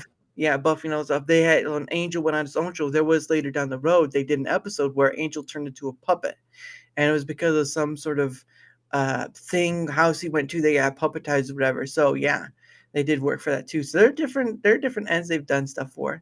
But I'm trying to figure out what else. But yeah, it just seems like they can't get the magic right again. They did get something with the Muppet movie. I will say that they did get something with the Muppet movie, but the second one kind of went like, and so it's just been a difficult one after another where they don't know where their place is at, right? Muppets. I have that problem myself. Mm-hmm. You got to ask yourself, are you a man or a Muppet after a certain point? But That's right. but the problem of it is that I think they'll still continue to have that trouble until they can figure out what they want to be, because they have tried to go from, being about kid stuff and being well known for kid stuff, and then trying to be a little more adult in their whatever wise. And I think that's going to be a long road for them, because after the Muppet movie, it just seems like they haven't gotten a landing point. Right. Now, I will say though, I mean, they are Muppets. I mean, they never were alive to begin with, so there's that. But I will say though, I did. I will kill it. No, I wouldn't say that. I wouldn't say it was Steve Whitmire. I think there was more to it than that. I think there's just you can't get the same direction from Brian Henson as you can from Jim, because Jim created it. There's once a founder goes, it is hard to. It's like with Apple, right? Once a founder goes, there's really no elongated direction other than what people stuck with. And again, Joni Ive left Apple years and years ago, and that was probably the last connection they had to, the Steve Jobs era, so to speak. We're all Muppets. Well, that is true. Sometimes we're called NPCs, but there's a difference. But going back to the Muppet stuff, what was it? Oh man, I had it too. I just think it just kind of hasn't found its footing since that point, because I do know they tried to do another Muppet show that didn't go through. That's right. I will say though, I did enjoy Walter and Staldorf on the Game Awards. That was pretty funny. If you didn't see that, the hecklers from the Muppet Show, Walter and Statler, they were on heckling whatever that host guy's name was on the Game Awards, and I watched the the little clips of them they have. It's like, yeah, that was funny. Yeah, those guys were always a hoot. Oh goodness. Yeah, but they were marionettes, basically. They were marionettes. I don't know if they call them puppets though, because they were by string. And technically, I think it's by string. They're called marionettes. If they're done a different way, they're called puppets. But I could be wrong. If they're hanging versus if your hands up the butt. Yeah, that's right. If you're hanging real high, will it come down low? Will you get the hand up? Will it go? That sort of stuff. We need the more you know. But yeah, but that's where you can go. I will say this though, Elmo made Sesame Street a lot of moolah when it became famous. Oh yeah, that was if anyone remembers Tickle Me Elmo. Tickle me Elmo. I was like, tickle me. It's okay, little boy. You can tickle me. Don't tickle Dad. Now you can do the voice, but I can't do the voice. We're like stuff like that. You gotta laugh, yeah. The laugh you can do, but between the two of us, we can make Elmo. That's great. And I've got on the red.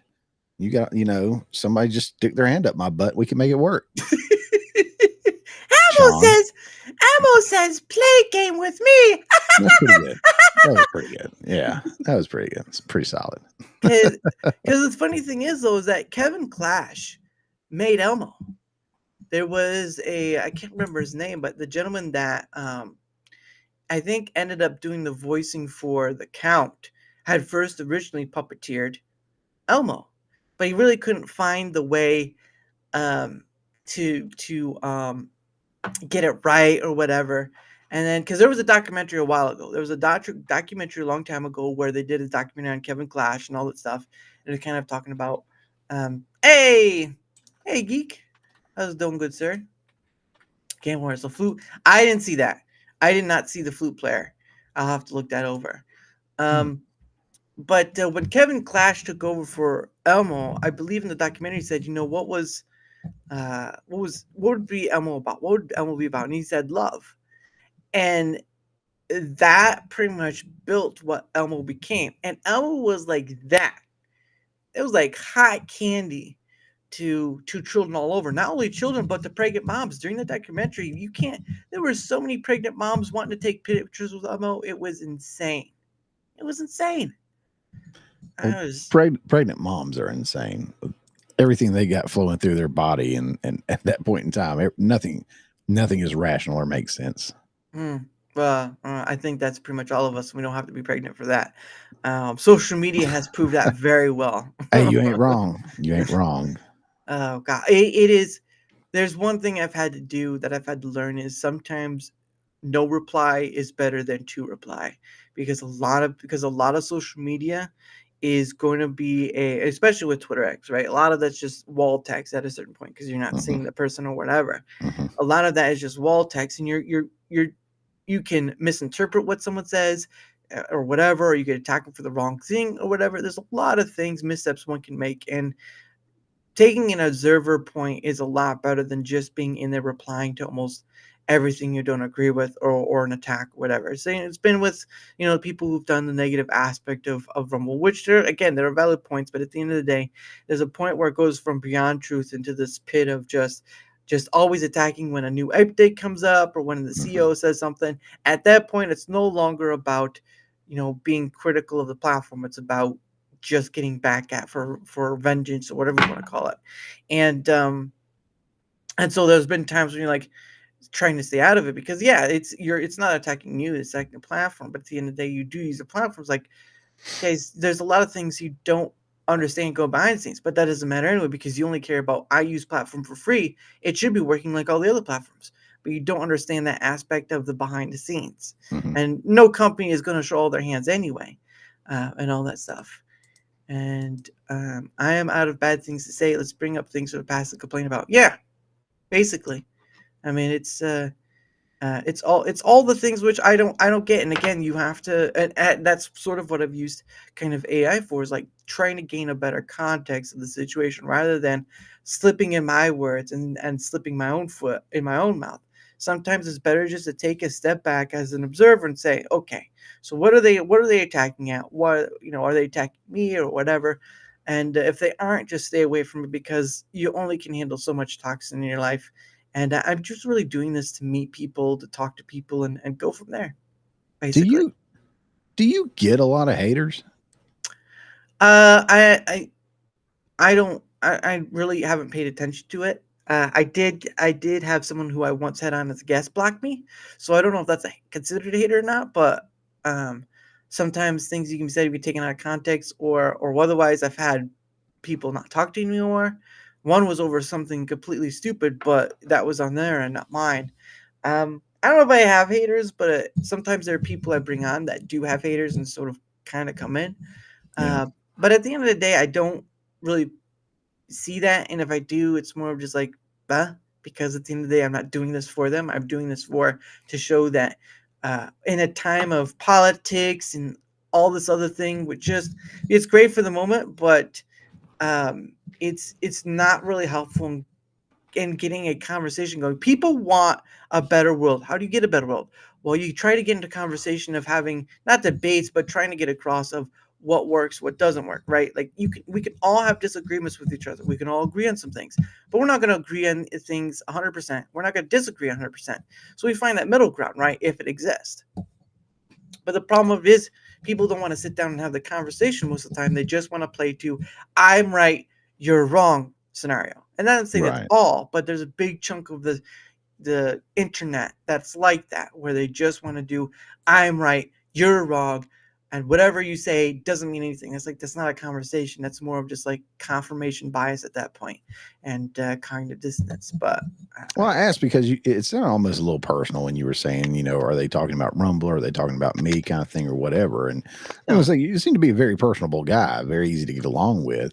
Yeah. So yeah, I hope. I mean, we're gonna find them, at some point in our journey here for sure. But yeah, man, just if anybody's out there, let it roll off, because I mean, the haters are gonna hate. I hate to say that line, but there's just some people out there that just have negativity in their life, and they have no outlet, and they go off on whoever they want to. And for me, there's some point of, I understand, some creators got burned for the creator program that, not the creator program, partner program that happened last time. Yeah. And all that. So I understand that, but there's a point where, why is not being on another platform and being successful there not a better option than coming back to a platform you have such you discuss for, and you keep attacking it whenever the CEO says something? I get it, right? Free speech, all that stuff. The just chat censor and whatnot. But at the end of the day, when is the point of letting it go? Yep. Right. When do you let it go?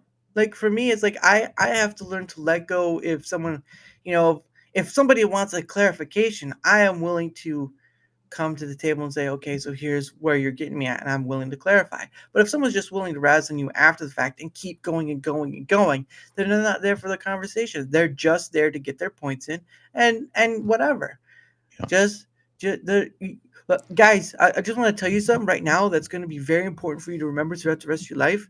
You are not going to be here for very long. I hate to tell you. And your arguments over the internet mean nothing once you're 6 feet under or dust in the wind. And I hate to tell you, when you spend a majority of your time, well, maybe not a majority of your time, but a big chunk of your time on the internet arguing about this or arguing about that, guess what? Companies, bottom line, is making money to survive. A video sharing, if you don't understand how much money goes into keeping a video sharing site going, then you won't understand why it's their bottom line to a degree, right? They're going to put out the stuff or whatever.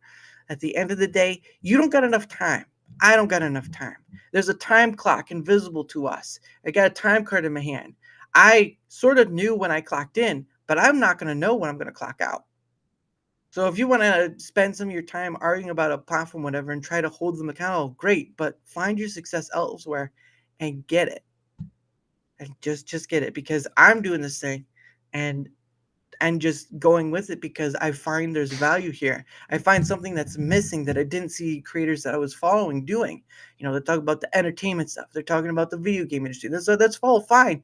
But imagine, if you will, that you, a creator, have 1,000 followers, and you could bring on half of those followers on as guests. Have you seen other creators do that? Have you seen them try to do that? I mean, I understand there's a trust and reliability factor, because you never know. And I've had those stand-ups before. But at the end of the day, how many creators have you seen reach out to their own followers and say, would you like to come on? Right? Because I didn't see that. I didn't see that. And that's why I do this, because I can do that. I can go beyond the scope of just creators only, or being the circle of just inviting creators on only, because that's what a majority of creators do. They invite other creators on, either to gain up, or because they know them, or whatever. I just can't. There's so many perspectives and so many people that I can't keep to. I'm grateful for people who do come back. I really am. And I hope you'll come back someday. But at the end of the day, there are so many people out there, and time is valuable, and just getting to converse with them, even if I get them on once, I've got the opportunity. That's every person's an opportunity. I try to be a blank slate in this, because yeah, I have my own opinions, but guess what? If you come on with a blank slate, you are now building your own connections. Okay, so what is this person like? Okay, so they like this thing. Okay, so in your mind, you've pinpointed that, right? Oh, they like this thing, boom. Or work, right? I don't know anything about your work, but now I do. I know you work in IT. Great, there's a pinpoint in the head. Same for you. I know I work in technology stuff. Pinpoint in your head. You start with a blank slate. You can build on that till kingdom come. I've had a guy on like 10 or so times on as a guest, and I can come back again, have more conversations, go away for a while, come back again. I can keep doing that. I can keep doing that all day long. But people just have to take up the opportunity, because I can't. I'm not gonna force someone to come on, but there are times where scheduling is difficult. Sometimes people say no. Some people say not right now. But if they don't say no, or they don't respond back, that doesn't mean no exactly. So, got to keep persisting. But I better get to chat before they yell at me. That was a beautiful spiel, by the way, especially about time. Just that was beautiful. Well, it's just looking at the fact, like, you talk about, you have these arguments of people like, this should be this, that should be this. Guys, this is a watch on your hand right here. You can't see the time. You don't know when to go. What was it? You've seen a lot of people make posts, right, of when a celebrity goes. James Earl Jones. Sure. Died at 93. That's great. He lived a long life. Dick Van Dyke is still out there. He's 99 years old. Look at that guy. He's still dancing along. The point I'm trying to get is while it shouldn't be looked at as like a fatalism sort of thing, it should be looked at as like, time can be a friend, but is not always a friend. And when people are afraid of wanting to take a leap on things, or if people want to do this or that, and they're fear or whatever, I just tell you, look, you got a limited amount of time, make a choice, right? If you don't want to take that path, don't take that path. But opportunity is always around you. Options are always around you. Never think you're stuck in a hole unless you're like, without any limbs. But I've even seen somebody without limbs go out there and be a motivational speaker. Mm-hmm. If a guy with no limbs, and I think he has a family, I'm not sure, but if a guy with no limbs can become a motivational speaker, what does it say about someone who can't choose between, either going between a trade or going to college or going to work at a fast food or whatever? You have many options. Do not think that you are boxed into a hole. If I do this thing again with Rumble Squared, right? If I do this thing with Rumble Squared and I don't get, Rumble's attention and nothing goes through for the fixed whatever, guess what I learned though? I learned how to collect data. I learned how to organize that data for text, how to better communicate. Not only that, but I also learned how to better communicate to people who don't understand technology on that level. I just learned a few things, and I did it for free. All it did was cost me my time. How is it that no one else, many people can't do the same? Mm-hmm. If you say, ooh, that thing, it looks disgusting or whatever, there are people out there right now who take your garbage and get paid more than, say, doing fast food, I think. I don't know. Mm-hmm. Oh, yeah. The opportunity is all around you if you're willing to take it, but you have to be willing to take the step to take it. And it could be a scary thing. Dear Lord, when I started out this thing, didn't know what I was going to do with it. I started playing video games. I started doing like... I know. I watched your first episode earlier. Was it the first one where it's like it just had a little icon in the middle of the screen? Yeah. That was 6 minutes or something. I was like, oh, look at him. We all got to start somewhere. Yeah. That's one of the things that Sean was saying at Third Relifies. He was listening to, I think it was Salty. No, it was Nick Rekieta back in the day. And he says, just start. And so he said, I will. And he started his show. And I like what Steve, oh my God, why can't I think of his name now? Black dude, big mustache, big white teeth, does Family Feud. Steve Harvey? Steve Harvey, thank you. My mind went completely blank. He said your parachute won't open if you don't jump. I thought that was pretty good. I like that.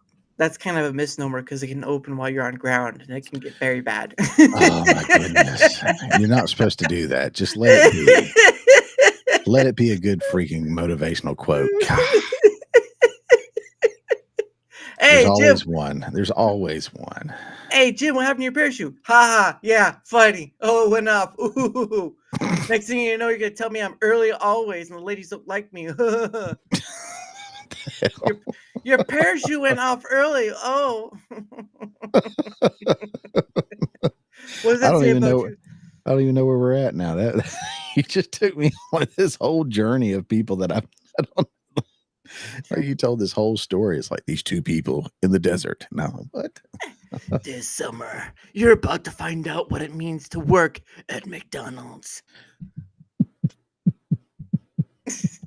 Oh, my hand! I hit it against the wall. Oh, it hurts so much. Stuck it in the grease. So that's what that's probably what they meant by grease lightning. There you go.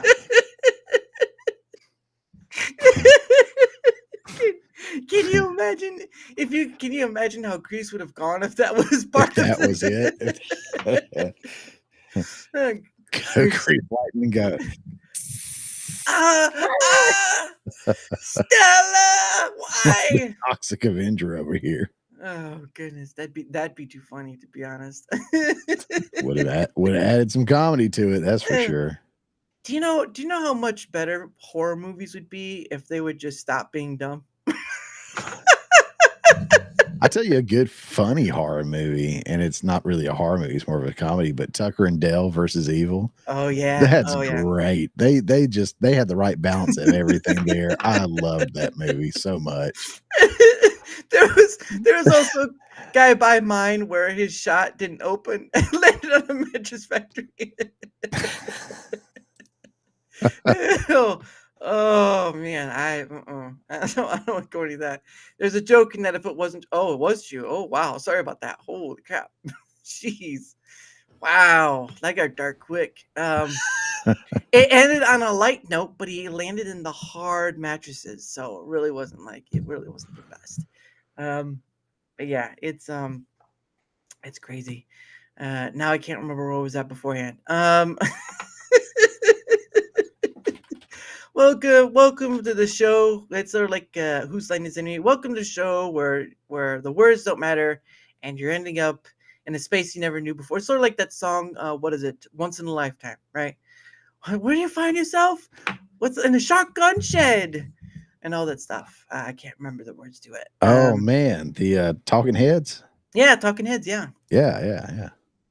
Did you hear they're bringing back King of the Hill? I did hear that. Yeah. I haven't caught the new Beavis and Butthead stuff. I do have Paramount. I just haven't watched it yet. But I loved, when I was a kid, I loved Beavis and Butthead way before I should have. Yeah. Beavis and Butthead and South Park. And now I find myself coming back to South Park lately. And so maybe I'll come back to Beavis and Butthead too. Yeah, I never watched Beavis and Butthead, but I know that they've been they when they came back, they were like celebrated because what they started out with. But for King of the Hill, though, it's going to be kind of hard because a few of their voice actors have been that recent one just passed this year. The guy who voiced Dale Gribble had passed earlier this year, and of course we all know, and of course we all know that Brittany Murphy had passed long time ago, and it was mostly drug induced, unfortunately. But she was the voice of Luann, which is kind of sad because she did really well for doing Luann. And of course Tom Petty was the voice later on of Luann's husband, I think it was. I can't remember his name. So yeah, it's going to be difficult, but don't know what they'll do with it. Haven't heard anything more. I did know they showed like a plaque of Bobby being like a cook chef. So we'll see how that goes. But yeah, that's definitely going to be hard to try to compete, especially with the voice actor of Dale Gribble passing. So it's a lot easier to find voice actors to replace other voice actors than actual actors like on camera, because like that's clearly a different guy. But you can get pretty close. If you don't know, you don't know, maybe. Yeah. Well, the game that just came out with those Great Circle, right? That was insane of how Troy Baker.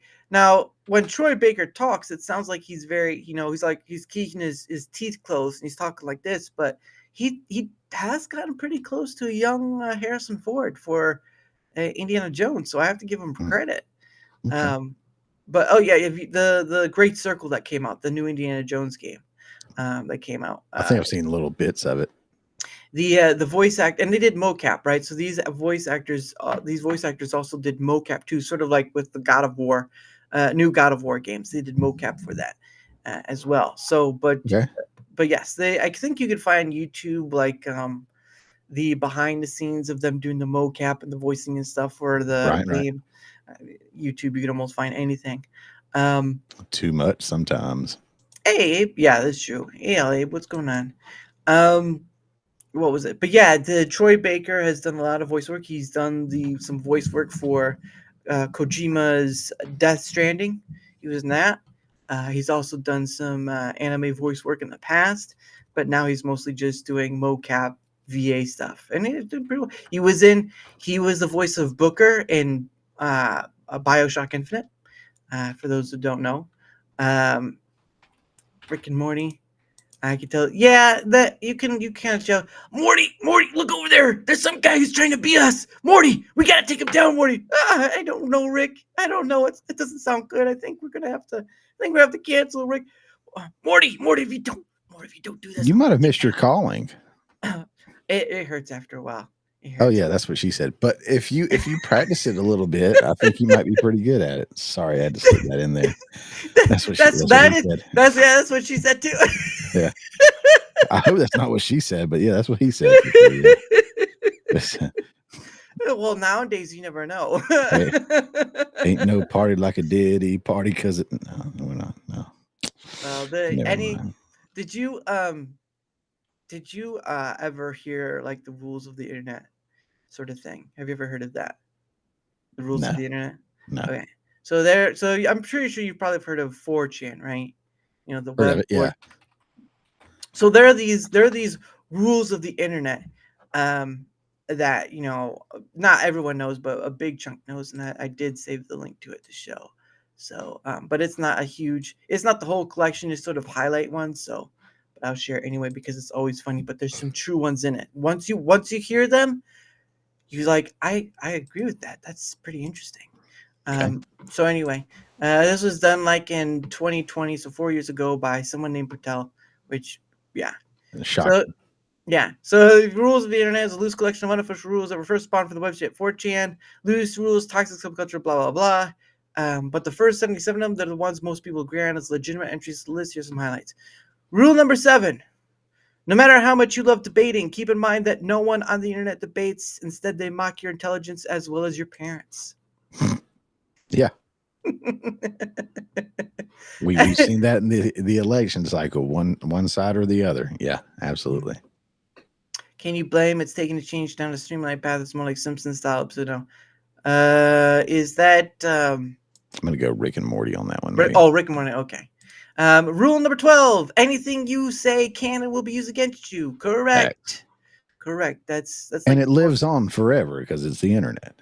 Pretty much. Rule 13. Anything you say can and will be turned into something else. Correct again.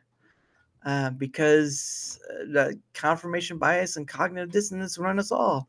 Like a meme, you don't want to become a meme from something you intended to be ironic. Trust me, ask the Star Wars kid, it can ruin lives. That is true. And of course, one of the important rules, rule number 14, do not argue with trolls. It means they win. First rule of the internet, do not go on 8chan. This is 4chan, not 8chan. Come on, get yourself together.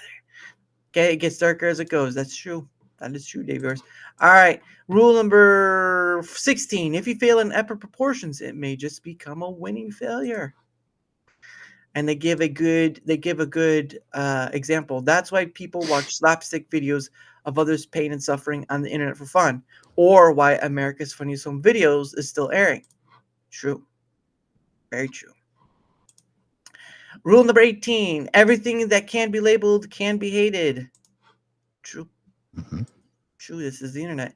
Rule number 19. The more you hate it, the stronger it gets. That is also true. That's why they tell you, haters gonna hate. Yeah, like the dark side. Let the hate become you. Come on. Try the power. It tastes delicious. Rule 21, pictures or it didn't happen. And he gives an example. Rule 21 is part of the reason I decided to be so open about my real life on Quora. If I didn't face reveal or do things like provide photo or video evidence for half my answers, a lot of people would call it fake. And even then, nowadays with AI, they'd still call it fake because it can be faked. Oh, is this still going? I went to waterboard. You know what? I think you should go by yourself. Don't waterboard yourself. Just go to bed. No, I want to. Don't. Rule 22. Original content is original only for a few seconds before it's no longer original. Every post is always a repost. That is correct. We as human beings recycle information to where bell bottoms once tried to make a comeback. So there's that. Rule 34. Oh, the biggest rule of the internet. If it exists, there's porn of it. No exceptions. And I've seen most of it. Yeah. Oh yeah. The internet is very good in pointing to things. Rule 35. If there's no porn of it, porn will be made of it. That is also true. That is also true, and frightening as it is. Rule 36. No matter what it is somebody's fetish. That is very true. That is very true. Oh yeah, you saw the Venn diagrams. Venn diagrams. All I could think of was Kamala Harris. Venn diagrams. I just love Venn diagrams so much. You know the circles. Defenestrations or cranial detonation. Don't ask. I don't know what defenestrations mean, but if you don't know what a cranial detonation is, don't ask. Rule 37, no matter how effed up it is, there's always worse than what you just saw. Very true. Yes. Oh, yes. And people like to post. He has seen most of it. Yeah, I have. And then... well, that's true, too. Rule 42, nothing is sacred. Pretty much. Rule 43, the more beautiful and pure a thing is, the more satisfying it is to corrupt it. That is unfortunately true. I hate Rule 43. He says Rule 43 is everything that's wrong with 4chan. They're lawless and chaotic. Very true. Rule 46, the internet is serious effing business. Can be to some. Rule 48, the pool is always closed. That's not always true, but to some degree it may feel like to some. So I will put that down there. Rule 49, you cannot divide by 0 just because the calculator says so. I just find that one funny. It's kind of giving you the lesson after. It's like, just because it says so doesn't mean you should try. What is it? Rule 49, Rule 50, a crossover, no matter how improbable, will eventually happen in fan fiction, fan art, fan fiction, or official release material, often through fan fiction of it, which is true. I've seen it to some degree. Like, I think Dragon Ball was one. Rule 62, it has been cracked and pirated. You can find anything if you look for long enough. That is also true. And what do you think torrent is, kids? Torrent. Rule 63, for every given male character, there's a female version of that character and vice versa. And there's always porn in that character. It always comes back to the porn. Rule 34. And he says, I can confirm this one's true. I'm not clicking on that. Business. I don't know what you're talking about. Business. That's right. It's business time. It's business time. That's right. Flight of the Conchords, if you haven't seen that. Rule 66, everything has a fandom. Everything. And Rule 67, 90% of fan fiction is the stuff of nightmares. Yeah, it can be. And last but not least, the internet. Rule 77, the internet makes you stupid. It can. Yes, especially with nowadays. It can. But to be fair, it can make you very, very smart and very, very wealthy. I mean, I'm not wealthy, but I didn't go to film school, but I'm now an internationally award-winning filmmaker, and I've learned pretty much everything from a couple of books and from YouTube. And so you can learn how to fix, PlayStations and buy broken ones, fix them and make a profit, or fix cars, or it is a great place for a wealth. And if it's utilized like that, man, it's a wonderful place. It's a wonderful world, people coming together, and that's the way it kind of seems. But yeah, you can go down those dark rabbit holes, and it's just people shredding everybody, tearing them apart, because people are like crabs in a bucket. They don't like to see other people be successful and them not be successful. They'll pull you back down to their level if they can. Well, and it's also profitable to be dramatic. Yeah. So drama tubing, picking fights or whatever, it pays because what is it? It's views, it's clicks. YouTube has their back thing was like click Whatever. through and all that Yeah. stuff. At the end of the day, it pays to be a dramatic. And it does after a while. It does wear out, but there are people like Darkside Phil who've been out around forever doing the same thing. So it is what it is. But yeah, that's again going back to saying that's why I say it's been helpful, but monetization ruined creativity because while it's understandable people don't want to do things for free, at the end of the day though, and Rumble 2, yeah, there you go, Rumble 2. At the end of the day though, monetization, while helpful, has been a big chunk of ruination for content creation. Why? What do you see most people create for content creation? Mostly just Just videos. whatever people click on. Yeah. Well, what do you think TikTok is, right? I mean, Yeah. you could learn, I've heard people say you can learn stuff from, recipes and stuff from TikTok, but at the end of the day, TikTok is mostly dancing and all these other things, and it's quick feed material that's more of the instant gratification. It go and just the addition of monetization. Well, again, while it's great to some degree, It it's draws out that desire, that dopamine hit from people to create whatever kind of content to get it. And it does take a hit to the creativity, the natural creativity that we have. And then it starts almost rewiring your brain to like, how can I use my creativity to get that clickbaity stuff and to cause more drama? And it almost, like you said, not only does it make you stupid, it almost makes you evil. In a sense, if you allow it to take hold of you like that, and you just become a completely different beast. And that truly is a scary thing. And that's why it's important to monitor or restrict kids from being on social media, more than ever now. It's a dangerous place out there, aside from the pedos and other stuff. But yeah, I mean, just what it does to your mind, for sure. Do you still be Griff's and Timmons after that? It's a content creator that's been known to whine and beg for subs and money and all that stuff. So it's a lore of interest that could be looked into, but it may be worthless of your time. So it's a choice. But yeah, it's just it's again, the example I go back to is when Twitter X started monetization. What did you see most of?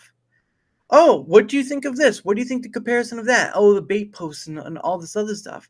At the end of the day, I mean, they still do it on Twitter X, but people do try to find the ways, or they try to do these drama things or try to fight or whatever. At the end of the day, it becomes less about a conversation and more about how many. And now on Twitter X, you have to have premium followers following you in order to get monetized. So now you have more into effort of trying to get these premium users to follow you, and you're gonna do almost whatever it takes to get those. How many people do you see? How many women do you see showing a little cleavage, or how many men do you have their shirt off, whatever? How much? Well, okay, let's hold on there. Oh, I'll wait. That's a different show. I forgot. Yeah, my bad. This isn't Showgirls, okay? Just keep it to yourself. All right. The devil, you can sell your soul through our third-party service provider. Well, there you go. Don't look into the listen. You know what? If nothing else for him, listen to this. All right. If you don't want to listen to all his ADHD stuff, this is the one thing you should listen from him. Don't go. It's depressing. Yeah.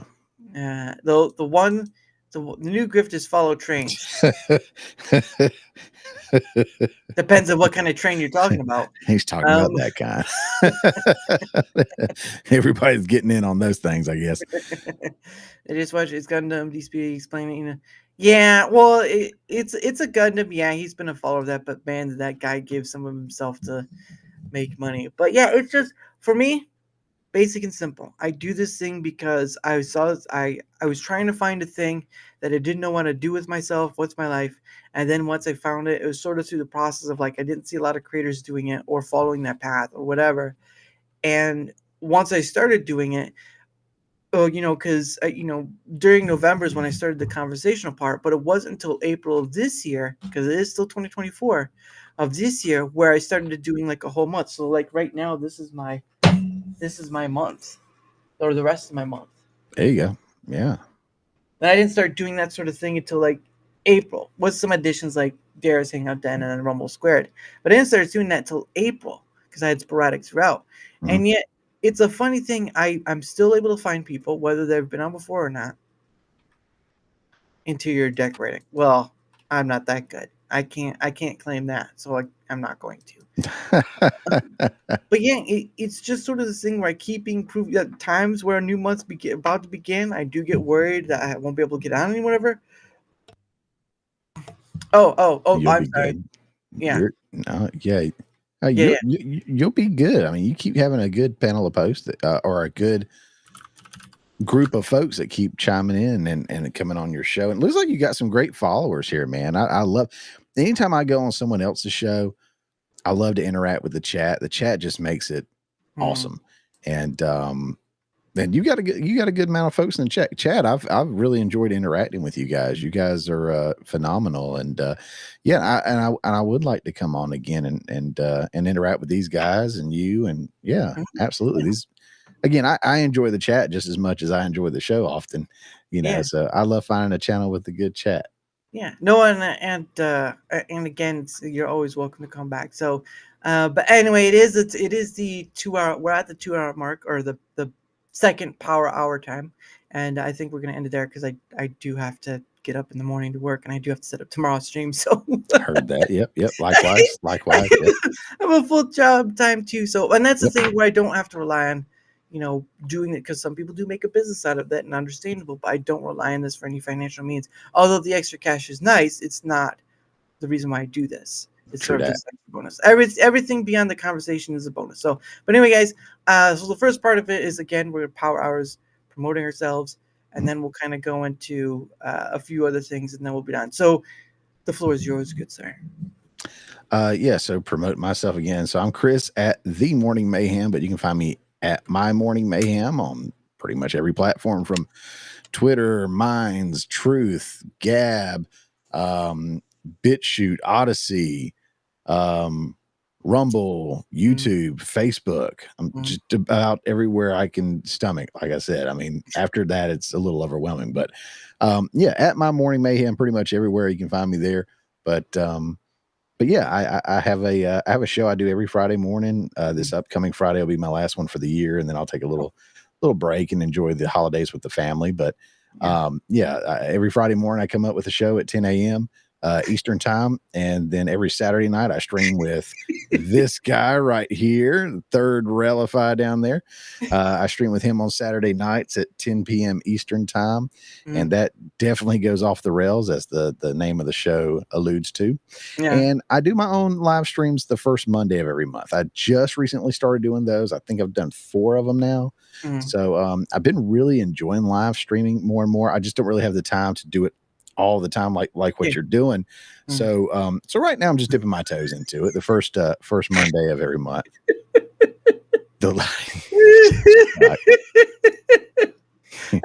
I think someone needs to take a timeout or a waterboarding, as you mentioned earlier. Oh my goodness, this guy.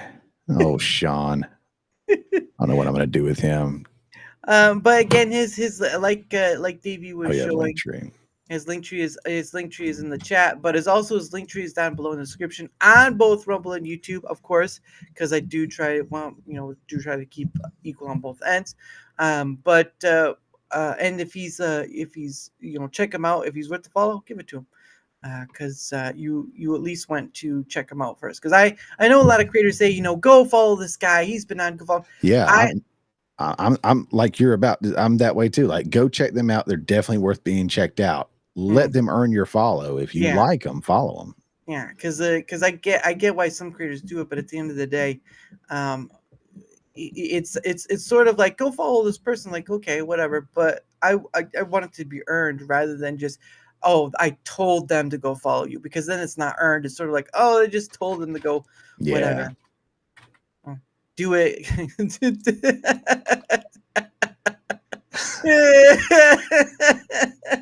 He sluts it up for me more than I do.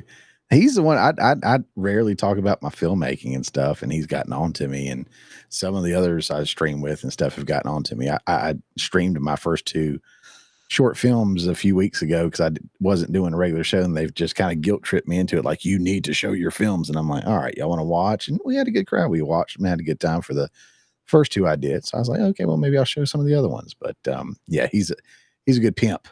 He's a good pimp. He pimps me out hard. You show the ankle. He says, no, honey, lift up the whole leg. I want to see the whole calf, baby. Yeah. Oh, it hasn't been shaved. I'm all. That's what all natural means right there. All natural. But for my end of things, whether you're on the Rumble side, whether you're on the YouTube side, if you wouldn't mind leaving a like, sharing the content, or leaving a follow or comment, or if you're on Rumble, you can repost the video now. So that's also another thing too.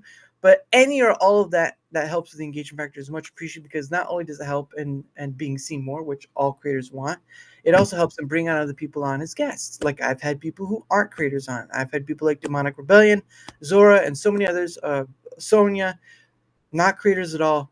Well, great and wonderful people. I'm the person of just trying to talk to the person across the table. I've been stood up before. I've had people come on late before, but at the end of the day, I'm still going to strive, because I can run a show by myself. I can do that. No problem there. But at the end of the day, it's about reaching across the table to other people, because you never know where the conversation is going to lead. And you just saw 2 hours of that. So thank you all for that. Yeah. We're not talking about to Muppets to whoring ourselves out. Yeah. It's a little strange. But if you want to find where else I'm at, either Rumble or YouTube, you'll see the link down below. You can click in it, find my stuff. If you want to take up the opportunity to come on yourself, and yes, whether you're a creator or not, I don't care. I've had people who don't show their face. That's okay too. If you want to take up the opportunity coming on, leave a comment on either end, or go to the link down below, find me at my places, and we can get started, because January is coming up, and I've already had one person schedule ahead. So when I start going out there, most likely towards next week, and then the week after, month starts filling up. So I hit out. Sometimes I get a hit, sometimes I get many misses, but at the end of the day, I've been able to fill up a month so far, even if I just add myself into it. So what can I tell you? There you go. Whoops. That's a big whoops. Yeah, no, that was hey Adam. No, they had a client. So that happened yesterday. They had a client server thing. I didn't take a photo of it, unfortunately, but so it's Rumble Studio, but I'm sure they'll fix it. But anyway, so yeah, that's it. Again, any help with the engagement factor and the link down below, much appreciated to you all. And of course, tomorrow at 7 p.m., I will have a returning guest, Geek Storian. Now, Geek Storian was on a while ago, but I asked if you'd like to come on. Hey, Anna. I asked him if he'd like to come back on again, and he said yes. So he will be on tomorrow at 7 p.m. Eastern. Hope you'll be able to come see us and see what we'll talk about, because every person's new in the discussion. So there's that. Uh-oh.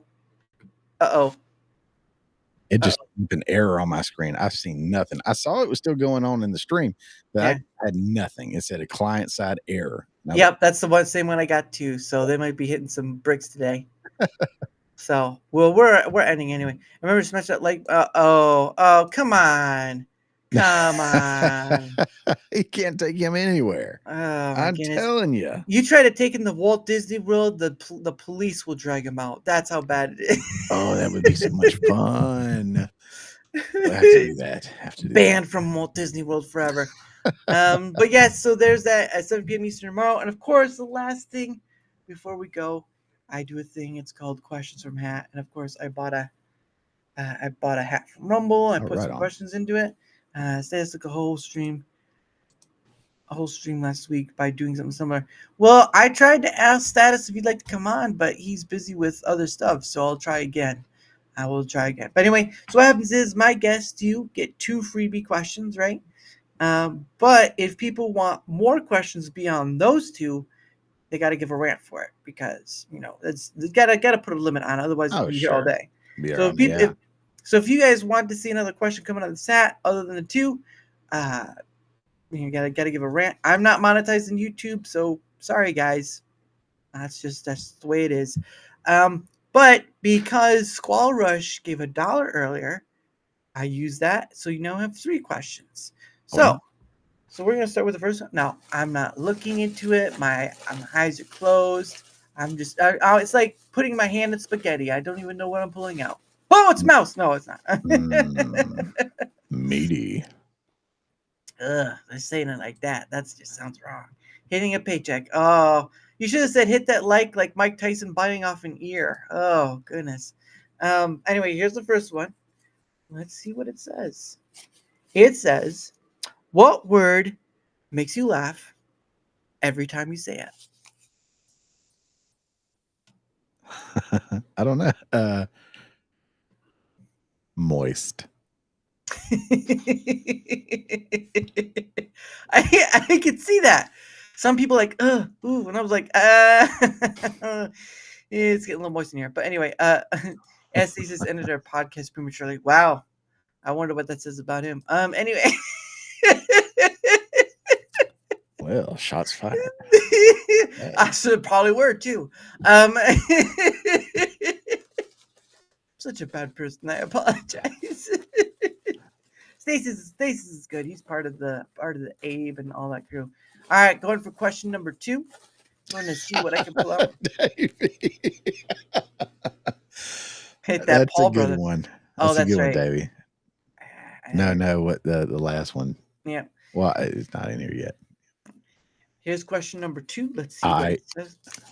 It says, what's the most useless superpower you can think of? You can make it up. Doesn't have to be something you know. You can just make it up. Let's see. Sonic smell or something like that, like an enhanced smell thing. Mm-hmm. I can see some benefits, but man, there's a lot of freaking downsides to that one. Oh man. Oh goodness, nice to meet you. Oh, okay, well, yeah, thank you, Rumble Quacker. All right, let's go for question number 3. Last one, unless someone gives a Rumble rant. All right, let's see. I'm just trying to. I really want to pull a juicy one out. I really want to. It's not going to be. Just want to pull out one that just makes you think. All right, here we go. Moist, yeah. Oh, God. All right, here you go. Here's the third one, and it says, "Oh, this is easy. I probably didn't know this answer. Do you prefer tea or coffee?" Coffee. Figured. But see, I'm down here in Georgia, so it could have been sweet tea. You know, we have a lot of sweet tea down here, and it's phenomenal. But I don't know. I'd rather have a nice cup of coffee. Control.